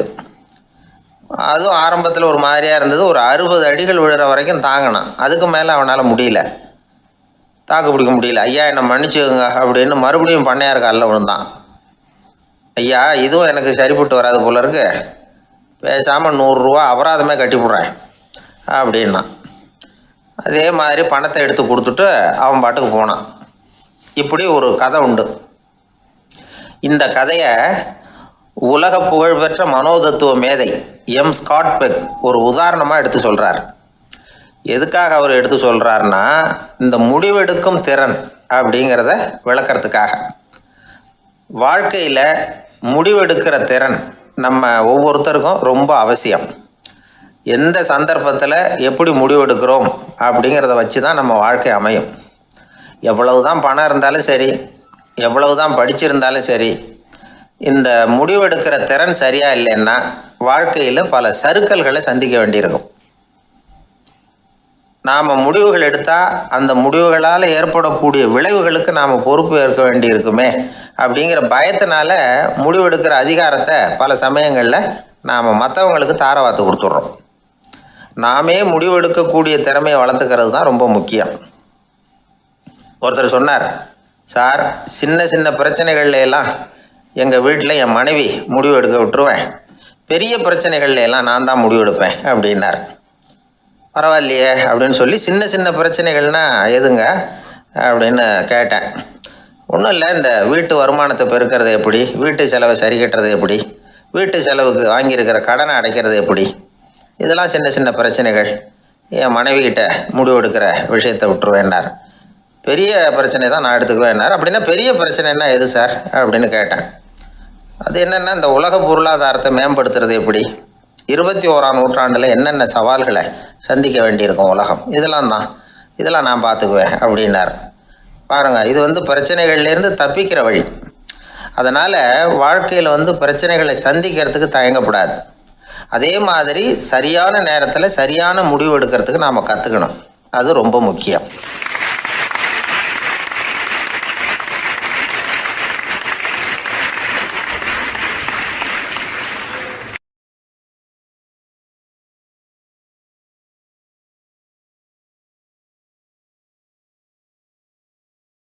வாழ்க்கையில் வெற்றி பெற என்ன வழி, இது ஒரு முக்கியமான கேள்வி. இதுக்கு எல்லாரும் பொதுவாக சொல்கிற ஒரு பதில், உழைச்சா வெற்றி பெறலாம் அப்படிங்கிறது தான். வாழ்க்கையில் வெற்றி பெற உழைப்பு மட்டும் இருந்தால் போதாது, நேர்மையும் வேணும் அப்படிங்கிறார் பால் ஹாஃப்மேன். இவர் யார் தெரியுமா? இவர் ஒரு பெரிய பொருளாதார நிபுணர். 2வது உலகப் போர் முடிஞ்ச சமயம் அப்போ இவர் அமெரிக்காவின் நிதி ஆலோசகராக இருந்தார். தன்னுடைய வாழ்க்கையில் நடந்த பழைய நிகழ்ச்சி ஒன்று அவர் சொன்னார். இளம் வயசில் படித்து முடித்ததும் அவர் வேலை தேடிக்கிட்டு இருந்தாராம். அப்போது ஒரு கால்நடை வைத்தியர்கிட்ட போய் வேலை கேட்டிருக்கார். இவர் அங்கே போன சமயத்தில் அந்த டாக்டர் தன்னுடைய பழைய கார் ஒன்றை விற்பனை செய்யறதுக்காக வேற ஒருத்தர்கிட்ட பேரம் பேசிக்கிட்டு இருந்தார். வாங்க வந்தவர் இவர்கிட்ட அந்த காரை பற்றின விவரம்லாம் கேட்டுக்கிட்டு இருந்தார். கார் நல்ல நிலைமையில் இருக்குமா அப்படிங்கிற கவலை அவருக்கு. எல்லா விவரங்களையும் கேட்டுக்கிட்டு அவர் கடைசியாக சொன்னார், டாக்டர், இந்த காரை நீங்களே என்னுடைய ஊருக்கு ஓட்டிகிட்டு வர வேண்டியது. கார் எந்த ரிப்பேரும் ஆகாமல் என்னுடைய ஊருக்கு சேர்ந்துட்டுதுன்னா அங்கேயே நான் பணம் கொடுத்து இந்த காரை வாங்கிக்கிறேன் அப்படின்னார். நம்ம கார் அவ்வளோ தூரத்துக்கு வழியில் எந்த கோளாறும் இல்லாமல் போய் சேருமா அப்படிங்கிற சந்தேகம் டாக்டருக்கு. அவர் என்ன செஞ்சார் தெரியுமா? தன்கிட்ட வேலை கேட்டு வந்திருந்த இளைஞர் பால் ஹாஃப்மேனை கூப்பிட்டார். அவர்கிட்ட சொன்னார், இதை பாருப்பா, இந்த காரை நீ அவருடைய ஊர் வரைக்கும் நல்லபடியாக ஓட்டிகிட்டு போய் சேர்த்துட்டீன்னா உனக்கு நான் வேலை கொடுத்து விட்றேன். அது மட்டும் இல்லை, காரு விற்கிற தொகையில் கமிஷனும் கொடுக்குறேன், என்ன சம்மதமா அப்படின்னு கேட்டார். ஹாஃப்மேன் யோசனை பண்ணார். அதுக்கப்புறம் சரின்னு சொல்லி சம்மதிச்சார். கொஞ்ச நேரத்தில் அவரும் கார் வாங்க வந்தவரும் புறப்பட்டாங்க. இவர் ரொம்ப சிரமப்பட்டு வழியில் எங்கேயும் நிறுத்தாமல் காரை ரொம்ப சாமர்த்தியமாக ஓட்டிகிட்டு போய் சேர்த்துட்டார். இவரை அழைச்சிக்கிட்டு வீட்டுக்குள்ளே போனார். அப்புறம் கேட்டார், இதை பார்ப்பா, இப்போ சொல்லு, இந்த காரோட நிலைமை இப்போ எப்படி இருக்குது? உண்மையிலேயே இது நல்ல நிலைமையில் இருக்குதா? உன்னுடைய மனசாட்சிப்படி பதில் சொல் அப்படின்னார். இவரும் உடனே காரு நல்ல நிலைமையில தான் இருக்குது அப்படின்னு சொல்கிறதுக்கு வாயை திறந்தார். அதுக்குள்ளே பார்வை எதிரில் உள்ள சுவர் மேலே பட்டுது. அங்கே இயேசுநாதர் படம் ஒன்று மாட்டியிருந்தாங்க. அதுக்கு அடியில் எழுதியிருந்த வாசகம் என்னன்னா, நீ பேசும் ஒவ்வொரு வார்த்தையையும் இயேசு கவனித்து கொண்டிருக்கிறார் அப்படின்னு இருந்தது. அந்த வரிகளை பார்த்தார். உடனே காரு சரியில்லை அப்படிங்கிற உண்மையை சொல்லிவிட்டார். இவர் இப்படி சொன்னதும் இவரை ரொம்ப ஆச்சரியமாக பார்த்தார். இவர்கிட்ட இருந்த நேர்மை அவரை சிந்திக்க வச்சது. உன்னுடைய நேர்மையை பாராட்டுறேன், உனக்கு கமிஷன் கிடைக்கணுங்கிறதுக்காகவே நான் இந்த காரை வாங்கிக்கிறேன்னார். இப்போ அவர் திகைச்சு போய் நின்னார். மறுபடியும் அவர் சொன்னார், நீ காரை ஓட்டிகிட்டு வரும்பொழுதே உன்னுடைய திறமையை பார்த்தேன், உனக்கு விருப்பம் இருந்தால் நீ என்கிட்டயே வேலைக்கு சேர்ந்துடலாம் அப்படின்னார். பால் ஹாஃப்மேன் அவர்கிட்ட வேலைக்கு சேர்ந்தார். படிப்படியாக முன்னேறினார். கடைசியில் பார்த்தீங்கன்னா அமெரிக்காவினுடைய நிதி ஆலோசகராக ஆனார். அதுக்கப்புறம் அவர் அந்த பழைய சம்பவத்தை எப்பவும் மறக்கிறதில்ல, அடிக்கடி சொல்கிறது உண்டு. அதனால் இதிலேருந்து நாம் தெரிஞ்ச வேண்டியது என்னென்னா, வாழ்க்கையில் முன்னுக்கு வரணும்னா உழைப்பு மட்டும் போதாது, நேர்மையும் வேணும். ஆனால் இந்த காலத்தில் சிலருடைய நேர்மை நமக்கு ஆச்சரியமாக கூட இருக்கும். ஒருத்தர் புஸ்தக கடை வச்சுருந்தார். ரொம்ப நேரமாக தேடி ஒரு புத்தகத்தை கையில் எடுத்தார். அதுக்கு பில் போட சொன்னார். அந்த புத்தக கடைக்கு வந்த இன்னொருத்தர் பில் போடுறவர், சார் இந்த புத்தகம் மகா அறுவை, மகா மட்டம், இது வேணாம் உங்களுக்கு, வேற ஏதாவது ஒன்று பாருங்கன்னார். புத்தக கடை வச்சிருக்கிறவரே இப்படி சொன்னார். வாங்க வந்தவர் இவர் ஆச்சரியமாக பார்த்தார். உங்கள் நேர்மையை பாராட்டுறேன், அது சரி, இந்த புத்தகத்தை ஏற்கனவே நீங்கள் படித்து பார்த்துட்டீங்களான்னு கேட்டார்.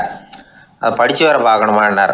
அப்புறம் எப்படி இது மகாமட்டம்னு சொல்கிறீங்க அப்படின்னார். அதை எழுதினவனே நான் தான் சார் அப்படின்னார் அவர். இது ஒரு விதமான நேர்மை, நேர்மையை ஒத்துக்கிறது.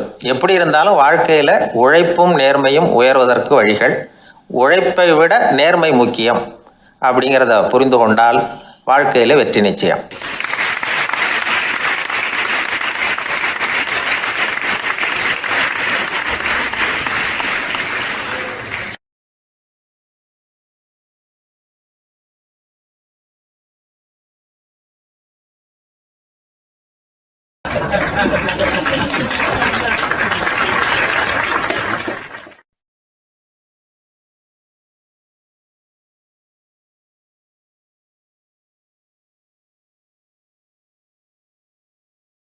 ஒரு ரயில் போய்கிட்டு இருக்கு.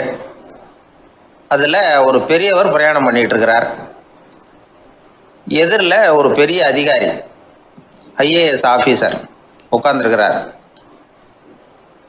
ரெண்டு பேருக்கும் முன்ன பின்ன அறிமுகம் இல்லை. அவர் வேற யாரோ, இவர் வேற யாரோ. ஒரே ரயிலில் பிரயாணம் பண்ணிகிட்டு இருக்கிறாங்க. அதுவும் எதிர்த்த இருக்கையில். ஏதோ ஒரு நகரத்தில் வண்டி நின்றுது. ரெண்டு பேரும் கீழே இறங்கினாங்க. பெரியவர் ஒரு ட்ரங்கு பெட்டியோட கீழே இறங்கினார். அந்த அதிகாரி கையில் ஒரு சின்ன பெட்டி. அவர் அந்த சின்ன பெட்டியை கீழே வச்சுட்டு கூலி கூலின்னு கத்திக்கிட்டு இருந்தார். இந்த பெரியவர் பார்த்தார். ஐயா, இந்த பெட்டி மட்டும்தானா, இல்லை இன்னும் ஏதாவது இருக்குதா அப்படின்னு விசாரித்தார். இப்போ அதிகாரி சொன்னார், இல்லைங்க இது மட்டும்தான் அப்படின்னு சொன்னார். இதுக்கு என்னத்துக்காக கூலி ஆள், நானே எடுத்துக்கிட்டு வரேனே, வாங்க அப்படின்னு சொல்லி அந்த பெட்டியை இந்த பெரியவர் கையில் எடுத்துக்கிட்டார். எடுத்ததும் ரெண்டு பேரும் பேசிக்கிட்டே நடந்து வராங்க. இப்போ பெரியவர் சொன்னார், இப்போ உள்ள நாகரிகம் எப்படி இருக்குன்னா, சுமை கால் பணம், சுமக்கூலி முக்கால் பணம் அப்படிங்கிற மாதிரி இருக்குது. பணத்தை வீணாக்கிறதோட இது கௌரவம்னு வேற நினைக்கிறாங்க அப்படின்னார். அவர் சொல்கிறது சரிதான். 10 ரூபாய் மதிப்புள்ள ஒரு சுமையை 30 ரூபா கொடுத்து தூக்கிட்டு போவோம். நாமே அதை தூக்கினா நமக்கு கௌரவ குறைச்சல் அப்படின்னு நினைப்போம். இதுதான் நம்ம நிலைமை. ஆனால் அந்த பெரியவர் என்ன சொன்னார் தெரியுமா? நீங்கள் எங்கே போகணுமோ அது வரைக்கும் நானே இதை எடுத்துகிட்டு வரேன் அப்படின்னார். அந்த அதிகாரி பக்கத்தில் உள்ள ஒரு ஹோட்டல் வரைக்கும் போனார். பெரியவரும் அங்கே கொண்டுட்டு போய் பெட்டியை வச்சார். உடனே அந்த பெரிய அதிகாரி அவருக்கு பணம் கொடுக்கறதுக்காக பர்ஸை எடுத்தார். உடனே இவர், ஐயா, எனக்கு கூலி எதுவும் வேணாம், உங்களுக்கு சேவை செய்கிறது என்னுடைய கடமை, நான் இந்த சேவையை செய்தது பணத்துக்காக இல்லை, அன்புக்காக அப்படின்னு சொல்லிவிட்டார். அதுக்கப்புறம் அவர் நன்றினார். 2 பேரும் பிரிஞ்சுட்டாங்க. இது முடிஞ்சது. அன்னைக்கு சாயந்தரம் அங்கே ஒரு பெரிய கூட்டம் நடக்குது. இந்த அதிகாரியும் அந்த கூட்டத்துக்கு போகிறார். மக்கள் கூட்டம் ரொம்ப அதிகம். அதனால் இந்த அதிகாரியும் ஒரு ஓரமாக உட்காந்துக்கிட்டார். அப்புறம் கொஞ்ச நேரத்தில் இந்த முக்கிய விருந்தினர் பேசுகிறதுக்காக வரார் மேடைக்கு. மேடையில் இருந்த பெரியவங்கள்லாம் எழுந்திரிச்சு நின்று அவருக்கு மாலை போட்டு மரியாதை செய்கிறாங்க. எங்கேயோ ஒரு மூலையில் உட்காந்துருந்தார் அதிகாரி. அவர் இதை கவனித்தார். அவருக்கு ரொம்ப ஆச்சரியம், அதிர்ச்சி. ஏன்னா அங்கே பேச வந்த முக்கிய விருந்தினர் வேற யாரும் இல்லை, இன்னைக்கு காலையில் இவர் பெட்டியை தூக்கிட்டு வந்தார் பெரியவர், அவர் தான். சரி, அந்த பெரியவர் யார் தெரியுமா? அவர் தான் ஈஸ்வர சந்திர வித்யாசாகர்.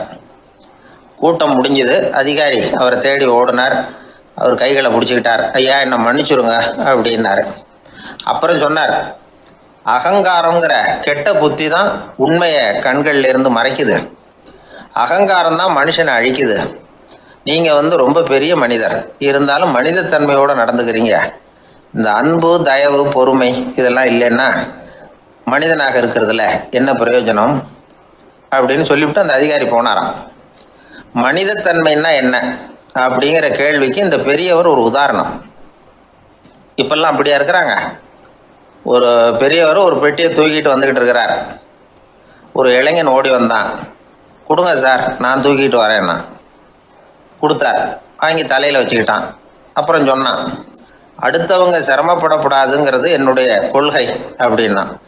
அது நல்லது தான்னார் அவர். கடைசியில் பெட்டியை கொடுத்தான். வாங்கிக்கிட்டு பர்ஸை திறந்தார் பணம் கொடுக்கறதுக்காக. வேணாங்க அப்படின்னு விட்டான் அந்த இளைஞன்.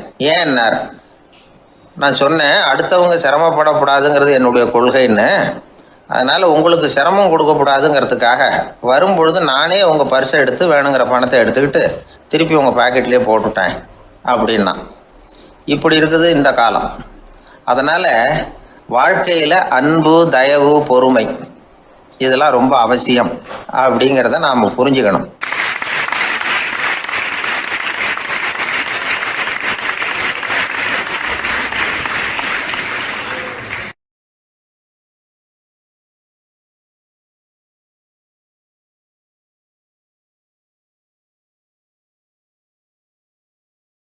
ஒரு பூங்கா, அங்கே ஒருத்தர் நின்றுட்டு இருக்கிறார். நின்றுக்கிட்டே ஏதோ ஆழ்ந்த யோசனையில் இருக்கிறார். அந்த பக்கமாக இன்னொருத்தர் வந்தார். இவரை கவனித்தார். என்ன யோசனைன்னு கேட்டார். எப்படி எழுந்திருக்கிறதுன்னு யோசனை பண்ணிகிட்டு இருக்கிறேன்னார் அவர். கேட்டவருக்கு ஒரு மாதிரி ஆகிட்டுது. ஏற்கனவே நின்றுக்கிட்டு இருக்கிற ஒருத்தர் எப்படி எழுந்திரிச்சு நிற்கிறதுன்னு யோசிக்கிறாருன்னா அது ஆச்சரியம் தானே. அதுக்கப்புறம் இவர் யோசிக்க ஆரம்பித்தார், என்ன இவர் இப்படி பேசுகிறாரு அப்படின்னு. கீழே விழுந்தால் தானே எழுந்திரிச்சு நிற்க முடியும். அதனால் எழுந்திரிக்கணும்னு நினைக்கிறவங்க முதல்ல கீழே விழணும். இவர் முதல்ல கீழே விழணும், அதுக்கப்புறம் தான் எழுந்திருக்கிறது எப்படின்னு சிந்திக்க முடியும். இந்த உலகத்தில் எல்லாருமே கீழே விழுந்து எழுந்தவர்கள் தான். இப்போ இந்த குழந்தை பருவத்தில் கீழே விழாமல் நடைபயில கற்றுக்கிட்டவங்க யாராவது உண்டா? சின்ன வயசில் ஒரு தடவை கூட கீழே விழலை சார், அப்படியே பிறந்தார், வளர்ந்தார், பெரியவர் ஆயிட்டார் அப்படின்னு யாரையும் சொல்ல முடியாது. அதனால் மனுஷங்கிறவன் விழுந்து புரண்டு எழுந்து தான் நடக்க கற்றுக்கிறான். ஒரு உண்மையை நாம் எல்லாரும் புரிஞ்சுக்கணும். இந்த உலகத்தில் தவறு செய்யாத மனிதர்களே யாரும் கிடையாது. அப்படி இருக்கிறப்போ எப்போதாவது நாம் தவறு பண்ணிவிட்டோம்னா அதுக்காக மனசு உடஞ்சி போயிடக்கூடாது, வாழ்க்கையில் வெறுப்பு வந்துடக்கூடாது. ஒரு தவறு நடந்துட்டுதா அதுக்காக மனசு உடஞ்சி போடாதீங்க, அதை ஒரு பாடமாக எடுத்துக்கங்க. அதே தவறு மறுபடியும் நடக்காமல் வேணும்னா பார்த்துக்கலாம், அது போதும். தடைக்கல்ல படிக்கல்லாம் மாற்றிக்கணும், இதுதான் இதில் முக்கியம். ஒரு அலுவலகம், அங்கே ஒரு அதிகாரி, அவர் உயர்ந்த பதவியில் இருந்தார், சிறந்த நிர்வாகின்னு பேர் வாங்கினவர். அவர் தனக்கு கீழே வேலை செய்கிறவங்க கிட்டெல்லாம் சொல்லுவாராம், இந்த நிறுவனத்தில் நீங்கள் எத்தனை தடவை வேணும்னாலும் தவறுகள் செய்யலாம், ஆனால் ஒரே விஷயம் என்னென்னா ஒரே தவறை மறுபடியும் செய்யக்கூடாது, அது முக்கியம் அப்படிம்பாராம். இதை மேம்போக்காக பார்த்தா அவர் ஏதோ தன்னுடைய ஊழியர்களை தவறு செய்ய தூண்டுறது மாதிரி தெரியும். ஆனால் உண்மை அப்படி இல்லை. இன்னைக்கு என்ன நடக்குது தெரியுமா? அநேகமாக எல்லா மனிதர்களுமே ஒரே தவறை தான் மறுபடியும் மறுபடியும் செய்கிறாங்க. விளையாட்டு வீரர்கள் ஒரே மாதிரியான தவறுகளை திரும்ப திரும்ப செய்கிறது உண்டு. கணக்கு எழுதுகிறவங்கள பாருங்க, ஒரே தப்பை மறுபடியும் மறுபடியும் செய்வாங்க.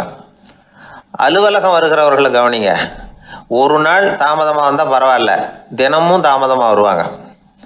இது மாதிரி செய்த தவறையே திரும்ப திரும்ப செய்கிறதுக்கு என்ன காரணம் அப்படின்னா, சோம்பல், ஞாபக மறதி, கவனக்குறைவு, தன்னுடைய திறமை பேரில் அளவுக்கு மீறிய நம்பிக்கை, இப்படி இதில் ஏதாவது ஒரு காரணமாக இருக்கலாம் அப்படிங்கிறாங்க இது பற்றி ஆய்வு செய்கிற வல்லுநர்கள். ஒரு தடவை செஞ்ச தவிர மறுபடியும் செய்கிறது இல்லைன்னு முடிவு செஞ்சுக்கிட்டு அதை செயல்படுத்த கற்றுக்கணும். அது போதும், வாழ்க்கை வெற்றிகரமாக அமையும் அப்படிங்கிறாங்க அந்த அனுபவசாலிகள். அதனால் வெற்றிகரமாக வாழ்க்கையில் நடைபோட விரும்பும் இளைஞர்கள் தவிர்க்க வேண்டியது என்னென்னா, முதல்ல சோம்பலை தவிருங்கள், சுறுசுறுப்பாக இயங்குங்கள் அப்படிங்கிறது அவங்க அறிவுரை. ரெண்டாவது ஞாபக மறதி, எந்த செயல்லையும் ஈடுபாடு வேணும், அக்கறை வேணும். மூணாவது கவனக்குறைவு, எதையும் அலட்சியப்படுத்தக்கூடாது. நாலாவது என்னால் முடியாதது எதுவுமே கிடையாது அப்படிங்கிற அளவுக்கு மீறிய நம்பிக்கை. அது ஆபத்தில் கொண்டு போய் விட்டுரும். அதனால் முதல் தவறு உங்களுக்கு ஒரு பாடமாக அமையணும். ஒரு மனிதர் அவர் தன்னுடைய 2 காதுலையும் கட்டு போட்டுக்கிட்டு வந்தார். அவருடைய நண்பர் அதை கவனிச்சுட்டார். என்ன சார் ஆச்சு, 2 காதுலையும் கட்டு போட்டிருக்கீங்களே அப்படின்னு விசாரித்தார். ஒன்றுமில்லை சார், வீட்டில் ரொம்ப ஆர்வமாக டிவியில் கிரிக்கெட் மேட்ச் பார்த்துக்கிட்டு இருந்தேன். அப்போது என்னுடைய மனைவி துணிகளுக்கு அயர்ன் பண்ணிகிட்டு இருந்தாங்க. அயர்ன் பாக்ஸை அப்படியே வச்சுட்டு அடுப்பங்கரைக்கு போயிட்டாங்க. அந்த சமயம் பார்த்து டெலிஃபோன் பண்ணி அடிச்சுது. அவசரமாக ஓடி போய் அதை எடுத்து காதில் வச்சேன். அப்போ தான் தெரியும் அது அயர்ன் பாக்ஸுங்கிற விஷயம். சூடாக இருந்ததா, சுட்டு விட்டுது அப்படின்னார். ஒரு காது சரி சார், 2 காதும் ஏன் அப்படி ஆச்சு அப்படின்னு கேட்டார். அதே ஆள் மறுபடியும் ஃபோன் பண்ணா சார் அப்படின்னார் இவர். எவ்வளோ தூரம் யோசிச்சிருப்பார் பாருங்க. அதனால் ஒரு தவறு மறுபடியும் நடக்கக்கூடாது. முதல் தவறு உங்களுக்கு ஒரு பாடமாக அமையட்டும் அப்படிங்கிறது தான் இதிலிருந்து நாம் தெரிந்து கொள்ள வேண்டிய கருத்து. அதனால் தவறுகள் அதெல்லாம் தடைக்கெல்லாம் நினைக்க வேண்டாம், படிக்கெல்லாம் நினைப்போம். அப்படி நினைச்சோம்னா வாழ்க்கையில் வெற்றி நிச்சயம்.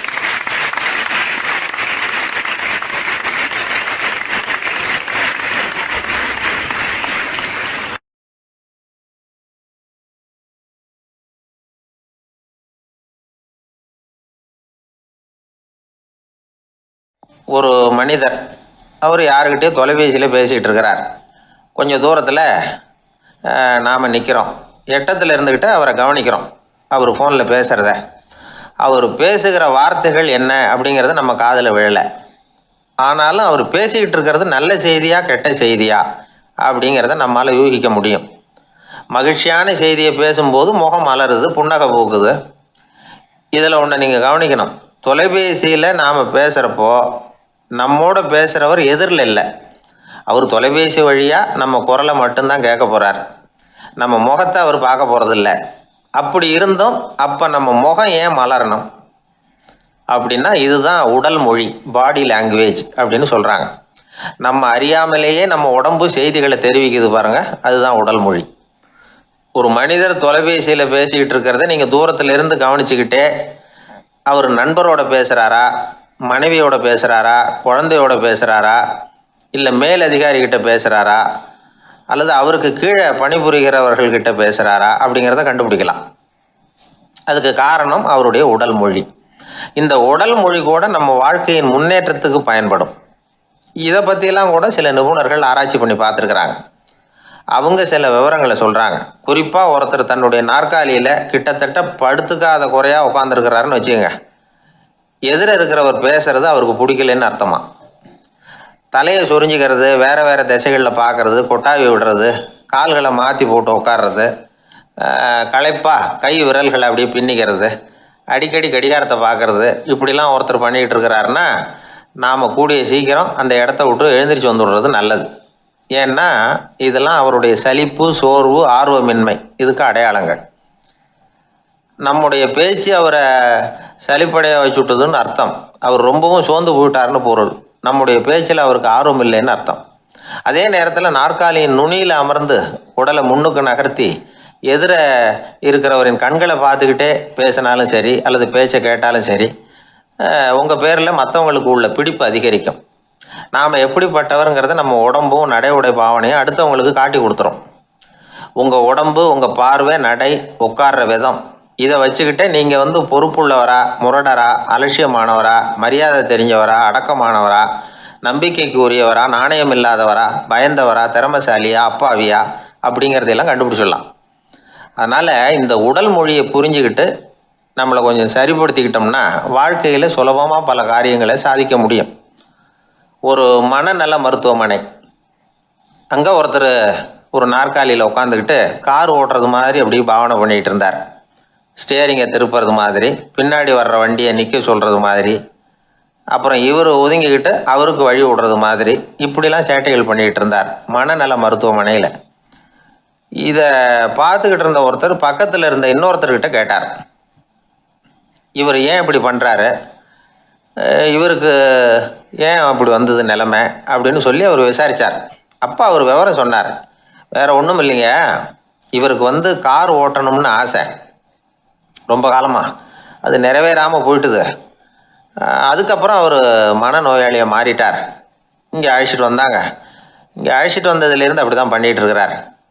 அவர் கார் ஓட்டுறது மாதிரிலாம் பாவனை பண்ணிகிட்டு இருப்பார், திருப்புறது மாதிரி பண்ணுவார், பின்னாடி வர்றவங்களுக்கு இடம் விடுவார், இப்படிலாம் செய்கிறார் அப்படின்னு விவரம் சொன்னாங்க. நீங்கள் சொல்லப்படாதா, இப்போ நீங்கள் கார் ஓட்டலை, வெறும் நாற்காலியில் தான் உட்காந்துருக்குறீங்க அப்படின்னு நீங்கள் சொல்லப்படாதா அவருக்கு அப்படின்னு கேட்டாங்க. அது முடியாதுங்க, ஏன்னா அந்த காரை கழுவுறதுக்காக அவர் தினமும் எனக்கு 10 ரூபா கொடுத்துக்கிட்டு இருக்கிறார் அப்படின்னாராம் அங்கே வேலை செஞ்சுக்கிட்டு இருந்த ஒருத்தர். அதனால் வாழ்க்கையில் நாம் இந்த உடல் மொழியை புரிஞ்சுக்கணும். உடல் மொழிங்கிறது இப்போ ஆரம்பத்தில் சொன்னது மாதிரி அந்த தொலைபேசியில் பேசுகிறவங்கள தூரத்திலேருந்து பார்த்தாவே அவர் யாருக்கிட்ட பேசுகிறார், என்ன பேசுகிறாருன்னு தெரியும். நம்ம முகத்தை நல்லா வச்சுக்கணும். உடல் மொழியை நம்ம புரிஞ்சுக்கிட்டு பயன்படுத்த ஆரம்பித்தோம்னா எந்த முயற்சி பண்ணினாலும் அதில் வெற்றி நிச்சயம்.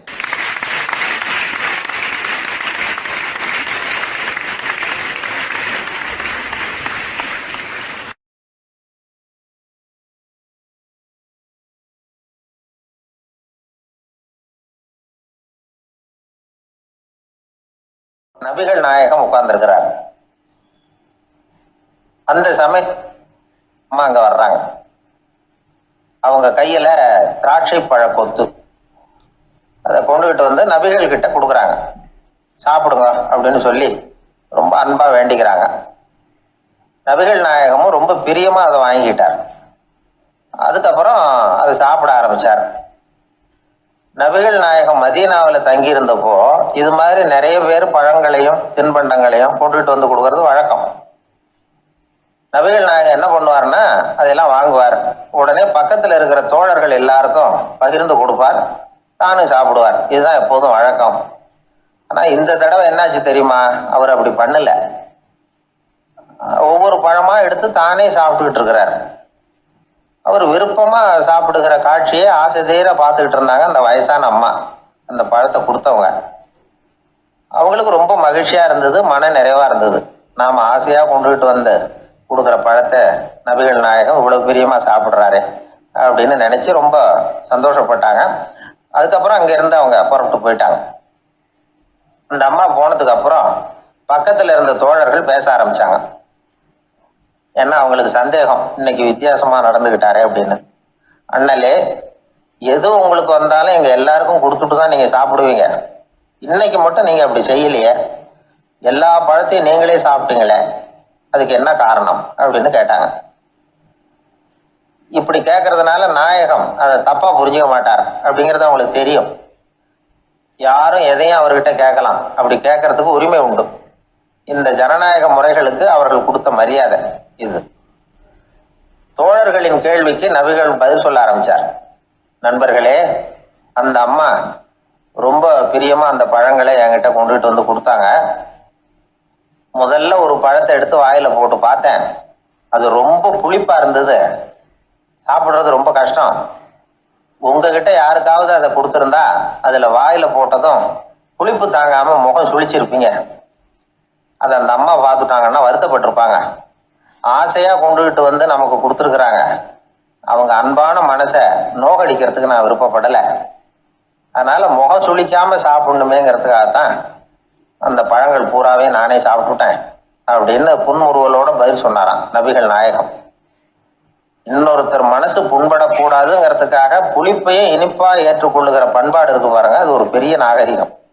அது எல்லாருக்கும் சுலபமா வந்துடாது. நல்லா இருக்கிற பழத்தையே என்ன இவ்வளவு மோசமா இருக்குன்னு சொல்லுகிறவர்கள் தான் நம்ம கிட்ட அதிகம். இந்த காலத்துல இல்வாழ்க்கையில இந்த நாகரிகத்தை சில பேர் கடைபிடிக்கிறது உண்டு. நல்லா இருக்க இல்லையோ முகம் சுளிக்காம சாப்பிட்ருவாங்க. ஏன்னு கேட்டா, எதுக்காக சார் வீண் வம்பு, ஏதோ நமக்குன்னு கொடுத்து வச்சது அவ்வளவுதான் அப்படின்னு நினைச்சுக்கிட்டு போக வேண்டியது தானே அப்படிம்பாங்க. இவங்கெல்லாம் கூட ஒரு விதத்துல பண்பாடு தெரிஞ்சவர்கள் தான். ஒரு ஆளு ஊரெல்லாம் சுத்தி விட்டு கடைசியில அழுத்து போய் ஒரு ஹோட்டலுக்குள்ள நுழைஞ்சானான். ரொம்ப களைப்பா இருந்தது அவனுக்கு. அதனால ரொம்ப களைப்படைஞ்சு போய் ஒரு நாற்காலியில போய் உட்காந்துருக்கிறான். இவனை பார்த்ததும் சர்வர் ஓடி வந்தார். சார் உங்களுக்கு என்ன வேணும்னு கேட்டார். எனக்கு தேவை 2 தோசையும் கொஞ்சம் அன்பான வார்த்தைகளும் அப்படின்னா. சர்வர் உள்ள போனார். 2 தோசையை கொண்டாந்து வச்சார். அன்பான வார்த்தை கேட்டனே அப்படின்னா இவன். சர்வர் ரொம்ப பணிவா குனிஞ்சு இவன் காதோரமா சொன்னார், ஐயா இந்த தோசையை சாப்பிட்றாதீங்க, புளிச்சு போன பழைய மாவு அப்படின்னார். இது பாருங்க, அன்பான வார்த்தையும் 2 தோசையும் கேட்டார், கொண்டாந்து கொடுத்துட்டார். இப்படி இருக்கிறவர்களும் இன்றைய மனிதர்கள்ல அதிகம். அதனால மனிதர்கள் ஒவ்வொருத்தரும் ஒவ்வொரு விதம். நம்ம கிட்ட பிரியமா நடந்துகிறவர்கள் மனம் கோணும்படி நாம் நடந்து கொள்ளக்கூடாது அப்படிங்கிறது தான் நபிகள் நாயகம் அவருடைய செயல் மூலமா நமக்கு உணர்த்தி இருக்கிற வாழ்வியல் உண்மை.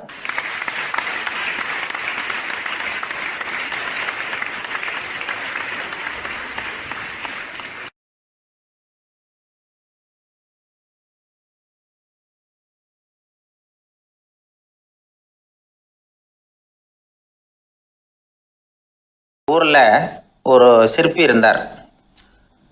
சிற்பின்னா அவர் ரொம்ப திறமையுள்ளவர்.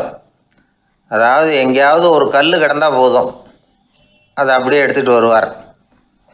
கொஞ்ச நாள் கழித்து அவர் இடத்துக்கு போய் பார்த்தா அழகாக ஒரு சிற்பம் உட்காந்துருக்கும். இந்த கல்லாக கிடந்தது சிற்பமாக மாறி இருக்கும். அந்த அளவுக்கு பண்ணிவிடுவார். அப்பேற்பட்ட சிற்பி. எப்படிங்க அவ்வளவு மோசமான ஒரு கல்லில் இருந்து இவ்வளவு அழகாக ஒரு சிற்பத்தை உங்களால் வடிக்க முடிஞ்சுது அப்படின்னு கேட்டால், அது ஒன்றும் பெரிய விஷயம் இல்லைங்க. இந்த சிற்பம் ஏற்கனவே அந்த கல்லுக்குள்ளே இருந்தது. இதை சுற்றி இருக்கிற வேண்டாத பகுதிகளெல்லாம் உளியால் கொத்தி எடுத்துவிட்டேன், அவ்வளவுதான் என் வேலை. உடனே உள்ளே இருந்த இது வெளியில் வந்துட்டுது அப்படிம்பார். அந்த அளவுக்கு திறமைசாலி. ஒரு சின்ன பாறை இல்லைன்னா கருங்கல்ல பார்த்துட்டாருன்னா போகிறோம், விடமாட்டார். அந்த கல்லோட அமைப்பை கவனித்து பார்த்துட்டு இதுக்குள்ளே ஒரு வீரன் ஒளிஞ்சிருக்காம்பார். அவர் கண்ணுக்கு தெரியும். இந்த கல்லுக்குள்ளே ஒரு துறவி உட்காந்துருக்காரும்பார். நமக்கெல்லாம் வெறும் கல்லாக தான் தெரியும். இந்த கல்லுக்குள்ளே ஒரு நடன மங்கை நடனம் ஆடிக்கிட்டு இருக்கா அப்படிம்பார். உடனே அந்த கல்லை கொண்டுகிட்டு வருவார். அவர் சொன்னது மாதிரியே உள்ளே இருக்கிற அவங்களையெல்லாம் வெளியில் கொண்டுகிட்டு வந்துடுவார். அதாவது வேண்டாத பகுதிகளெல்லாம் கொத்தி எடுத்துருவார். அவர் மொழியில் சொல்லப்போனால். இந்த சிற்பிக்கு ரொம்ப நாளாக மனசுக்குள்ள ஒரு ஆசை. அதாவது உண்மை, தூய்மை, இதுக்கு உதாரணமாக இருக்கக்கூடிய புத்தர் சிலையை வடிக்கணும் அப்படிங்கிறது அவரோட ஆசை. ஆனால் அந்த ஆசை நிறைவேறாமலே இருந்துக்கிட்டு வந்தது. அதுக்கு என்ன காரணம்னா, அதுக்கு தகுந்த மாதிரி ஒரு கல் கிடைக்கல. கல் கிடைச்சா அதை செஞ்சுருவார். ரொம்ப காலமாக அங்கே இங்கே தேடி அலைஞ்சார். இந்த புத்தர் சிலை வடிக்கிறதுக்கு பொருத்தமாக ஒரு கல் கிடைக்குமா அப்படின்னு சொல்லி கண்ணில் படுற கல்லையெல்லாம் உத்து உத்து பார்ப்பார். உள்ளே புத்தர் இருக்காரான்னு கவனிப்பார். இருக்கிற மாதிரி எதுவும் தெரியல அவர் கண்ணுக்கு. சரி, இதுக்கு என்ன செய்யலாம்னு யோசனை பண்ணார். நேராக ஒரு புத்த மடாலயத்துக்கு போனார். அங்கே இருக்கிற ஒரு புத்த துறவியை சந்தித்தார். அவர்கிட்ட விசாரித்தார், சுவாமி, புத்தரின் தூய்மை ஒளிஞ்சிருக்கிற அந்த கல் எங்கே கிடைக்கும் அப்படின்னார். அந்த கல் இருக்கிற இடம் எதுன்னு இன்னமும் உங்களுக்கு தெரியலையா அப்படின்னு கேட்டார் துறவி. இல்லைங்க, அதுக்காகத்தான் அலைஞ்சிக்கிட்டு இருக்கிறேன் அப்படின்னார் இவர். சரி, கவலைப்படாதீங்க, ஏன் கூட வாங்க காட்டுறேன் அப்படின்னு அழைச்சிட்டு போனார். எங்கே போனார்னா, அந்த மடாலயத்தின் பின்பக்கம் போனாங்க. 2 பேரும் போனாங்க. அங்கே போய் பார்த்தா அங்கே ஒரு கிணறு இருந்தது.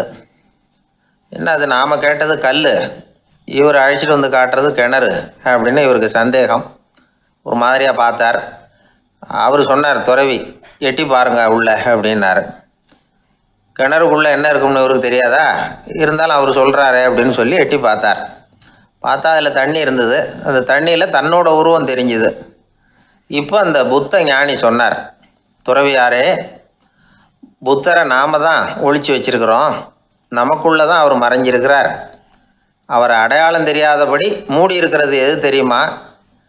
நம்மக்கிட்ட இருக்கிற கோபம், போலித்தனம், பதட்டம், ஆசை, இதெல்லாம் தான்.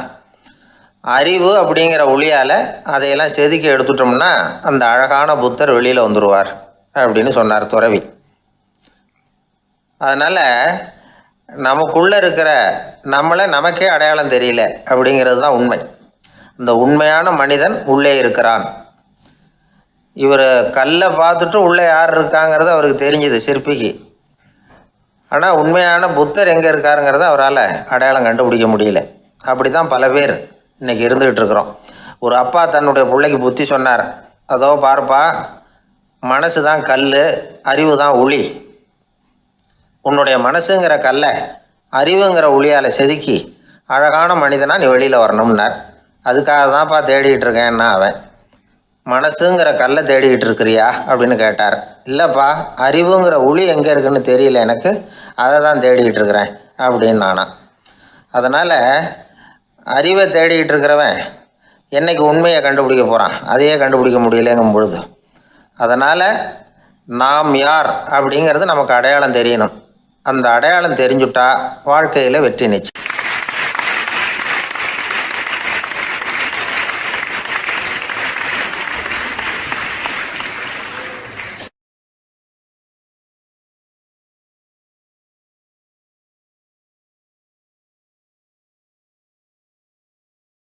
ஒரே ஒரு ஊரில் ஒரு ராஜா இருந்தார், ரொம்ப நல்லவர். ஒரு நாள் அரண்மனையில் விசாரணை நடந்துகிட்டு இருக்குது. அதில் ஒரு வழக்கு. ஒரு விவசாயி வந்து புகார் கொடுக்குறார். என்ன புகார்னா, அவர் வயலில் ஆடுகள் வந்து மேய்ஞ்சி பயிரை அழிச்சுட்டுது. நிறைய உழைச்சி செலவு பண்ணி பயிரை உண்டாக்கி வச்சுருந்தேன், எல்லாம் போயிட்டுது. இனிமேல் நான் என்ன செய்கிறது? நீங்கள் தான் சரியான தீர்ப்பு வழங்கணும் அப்படின்னார் அந்த விவசாயி. அந்த ஆடுகளுக்கு சொந்தக்காரர் யாருன்னு கண்டுபிடிச்சி அரண்மனைக்கு அழைச்சிட்டு வாங்கன்னு உத்தரவு போட்டார் ராஜா. சேவகர்கள் போனாங்க, ஆளை கண்டுபிடிச்சாங்க, கூப்பிட்டுக்கிட்டு அரண்மனைக்கு வந்துட்டாங்க. ராஜா விசாரணை பண்ணார். அப்புறம் விசாரித்து முடிச்சுவிட்டு தீர்ப்பு வழங்கினார். இந்த விவசாயி அடைந்திருக்கிற இழப்புக்கு ஈடாக உன்னுடைய ஆடுகளை அவங்ககிட்ட கொடுத்துட வேண்டியது அப்படின்னு சொல்லிவிட்டார். உன்கிட்ட இருக்கிற ஆடு பூரா அவன்கிட்ட கொடுத்துரு, அந்த ஆட்டுனால் ஏற்பட்ட இழப்பு சரியாக போகட்டும் அப்படின்னு தீர்ப்பு வழங்கிட்டார். அந்த மன்னருடைய மகன் இதை பார்த்துக்கிட்டே உட்காந்துருந்தான். இந்த தீர்ப்பை இன்னும் கூட சிறப்பாக வழங்கலாமே அப்படின்னு நினச்சான். அப்பாக்கிட்ட சொன்னான். உடனே அந்த அரசர், சரி நீயே இதுக்கு சரியான தீர்ப்பு சொல்லு அப்படின்னார். அந்த இளவரசன் தீர்ப்பு சொல்கிறான். அவன் சொன்ன தீர்ப்பு என்னன்னா, உங்ககிட்ட இருக்கிற ஆடுகள் எல்லாத்தையும் 1 வருஷ காலத்துக்கு அந்த விவசாயிகிட்ட ஒப்படைச்சிட வேண்டியது. அந்த 1 வருஷத்துக்குள்ள அந்த ஆடுகள் போடுற குட்டிகள், பால், எரு எல்லாம் விவசாயி எடுத்துக்க வேண்டியது. 1 வருஷத்துக்கு அப்புறம் உங்களுடைய ஆடுகளை நீங்களே திருப்பி வாங்கிக்க வேண்டியது. இதுதான் இளவரசன் சொன்ன தீர்ப்பு. இது சரியான தீர்ப்பு தான். இனிமேல் என்னுடைய அரச பொறுப்புகளை இளவரசர் வசம் ஒப்படைக்கிறேன் அப்படின்னு சொல்லி ஒப்படைச்சுட்டாராம். அதாவது தாவூத் நபி, சுலைமான் நபி இவர்களுடைய சரித்திரத்தில் இந்த சம்பவம் காணப்படுறதாக ஒரு நண்பர் சொன்னார். ஒரு தண்டனையை பெறுகிறவன் அதுக்கு பிறகு சமூகத்தில் நல்ல விதமாக வாழறதுக்கு வாய்ப்பு இருக்கிறது மாதிரி அமையணும் தீர்ப்பு. அதுக்கு இது ஒரு உதாரணம். சில தீர்ப்புகள் எப்படி அமைஞ்சு விடுதுன்னா, ஒரு தண்டனையை அனுபவித்து முடித்தவன் அதுக்கப்புறம் அவன் இந்த சமூகத்தில் நல்லவனாக வாழறதுக்கு நினச்சா கூட அதுக்கு தகுதி இல்லாதவன் அப்படிங்கிற அளவுக்கு சூழ்நிலை அமைஞ்சிருது. இது சிந்திக்க வேண்டிய ஒரு செய்தி. இன்னொரு ஊரில் ஒரு ராஜா இருந்தார். அவர் ஒரு நாள் ஒரு போட்டி வச்சார். என்ன போட்டின்னா, அரண்மனை வாசலில் ஒரு பெரிய நீச்சல் குளம், அதில் நிறைய விஷப்பாம்புகள். எந்த இளைஞன் துணிச்சலாக அதில் நீச்சல் குளத்தில் குதித்து நீந்தி கரையேறி வர்றானோ அவனுக்கு 100 ஏக்கர் நிலம் பரிசாக வழங்கப்படும். அது வேணாம்னா 1000 ஆடுகள் பரிசாக வழங்கப்படும். அதுவும் வேணான்னா என்னுடைய மகளை வந்து கல்யாணம் பண்ணிக்கலாம். இதுதான் மன்னருடைய அறிவிப்பு. பரிசுலாம் நல்லா தான் இருக்குது, இருந்தாலும் பாம்புகள் உள்ள குளம்ங்கிறது நல்லா இல்லையே. அதனால் யாரும் அதில் குதித்து நீஞ்சறதுக்கு முன் வரல. இருந்தாலும் திடீர்னு ஒரு இளைஞன் அந்த நீச்சல் குளத்தில் குதிச்சான், நீந்தினா ஒரு வழியாக கரையேறி வந்துட்டான். மன்னருக்கு ரொம்ப மகிழ்ச்சி. நீ தான் தைரியமான இளைஞன், வா இப்படின்னு கூப்பிட்டார். கிட்ட வந்தான். அந்த இளைஞன் தண்ணீர் சொட்ட சொட்ட வந்து நிற்கிறான். சரி, உனக்கு 100 ஏக்கர் நிலம் வேணுமான்னு கேட்குறார். வேண்டாங்க.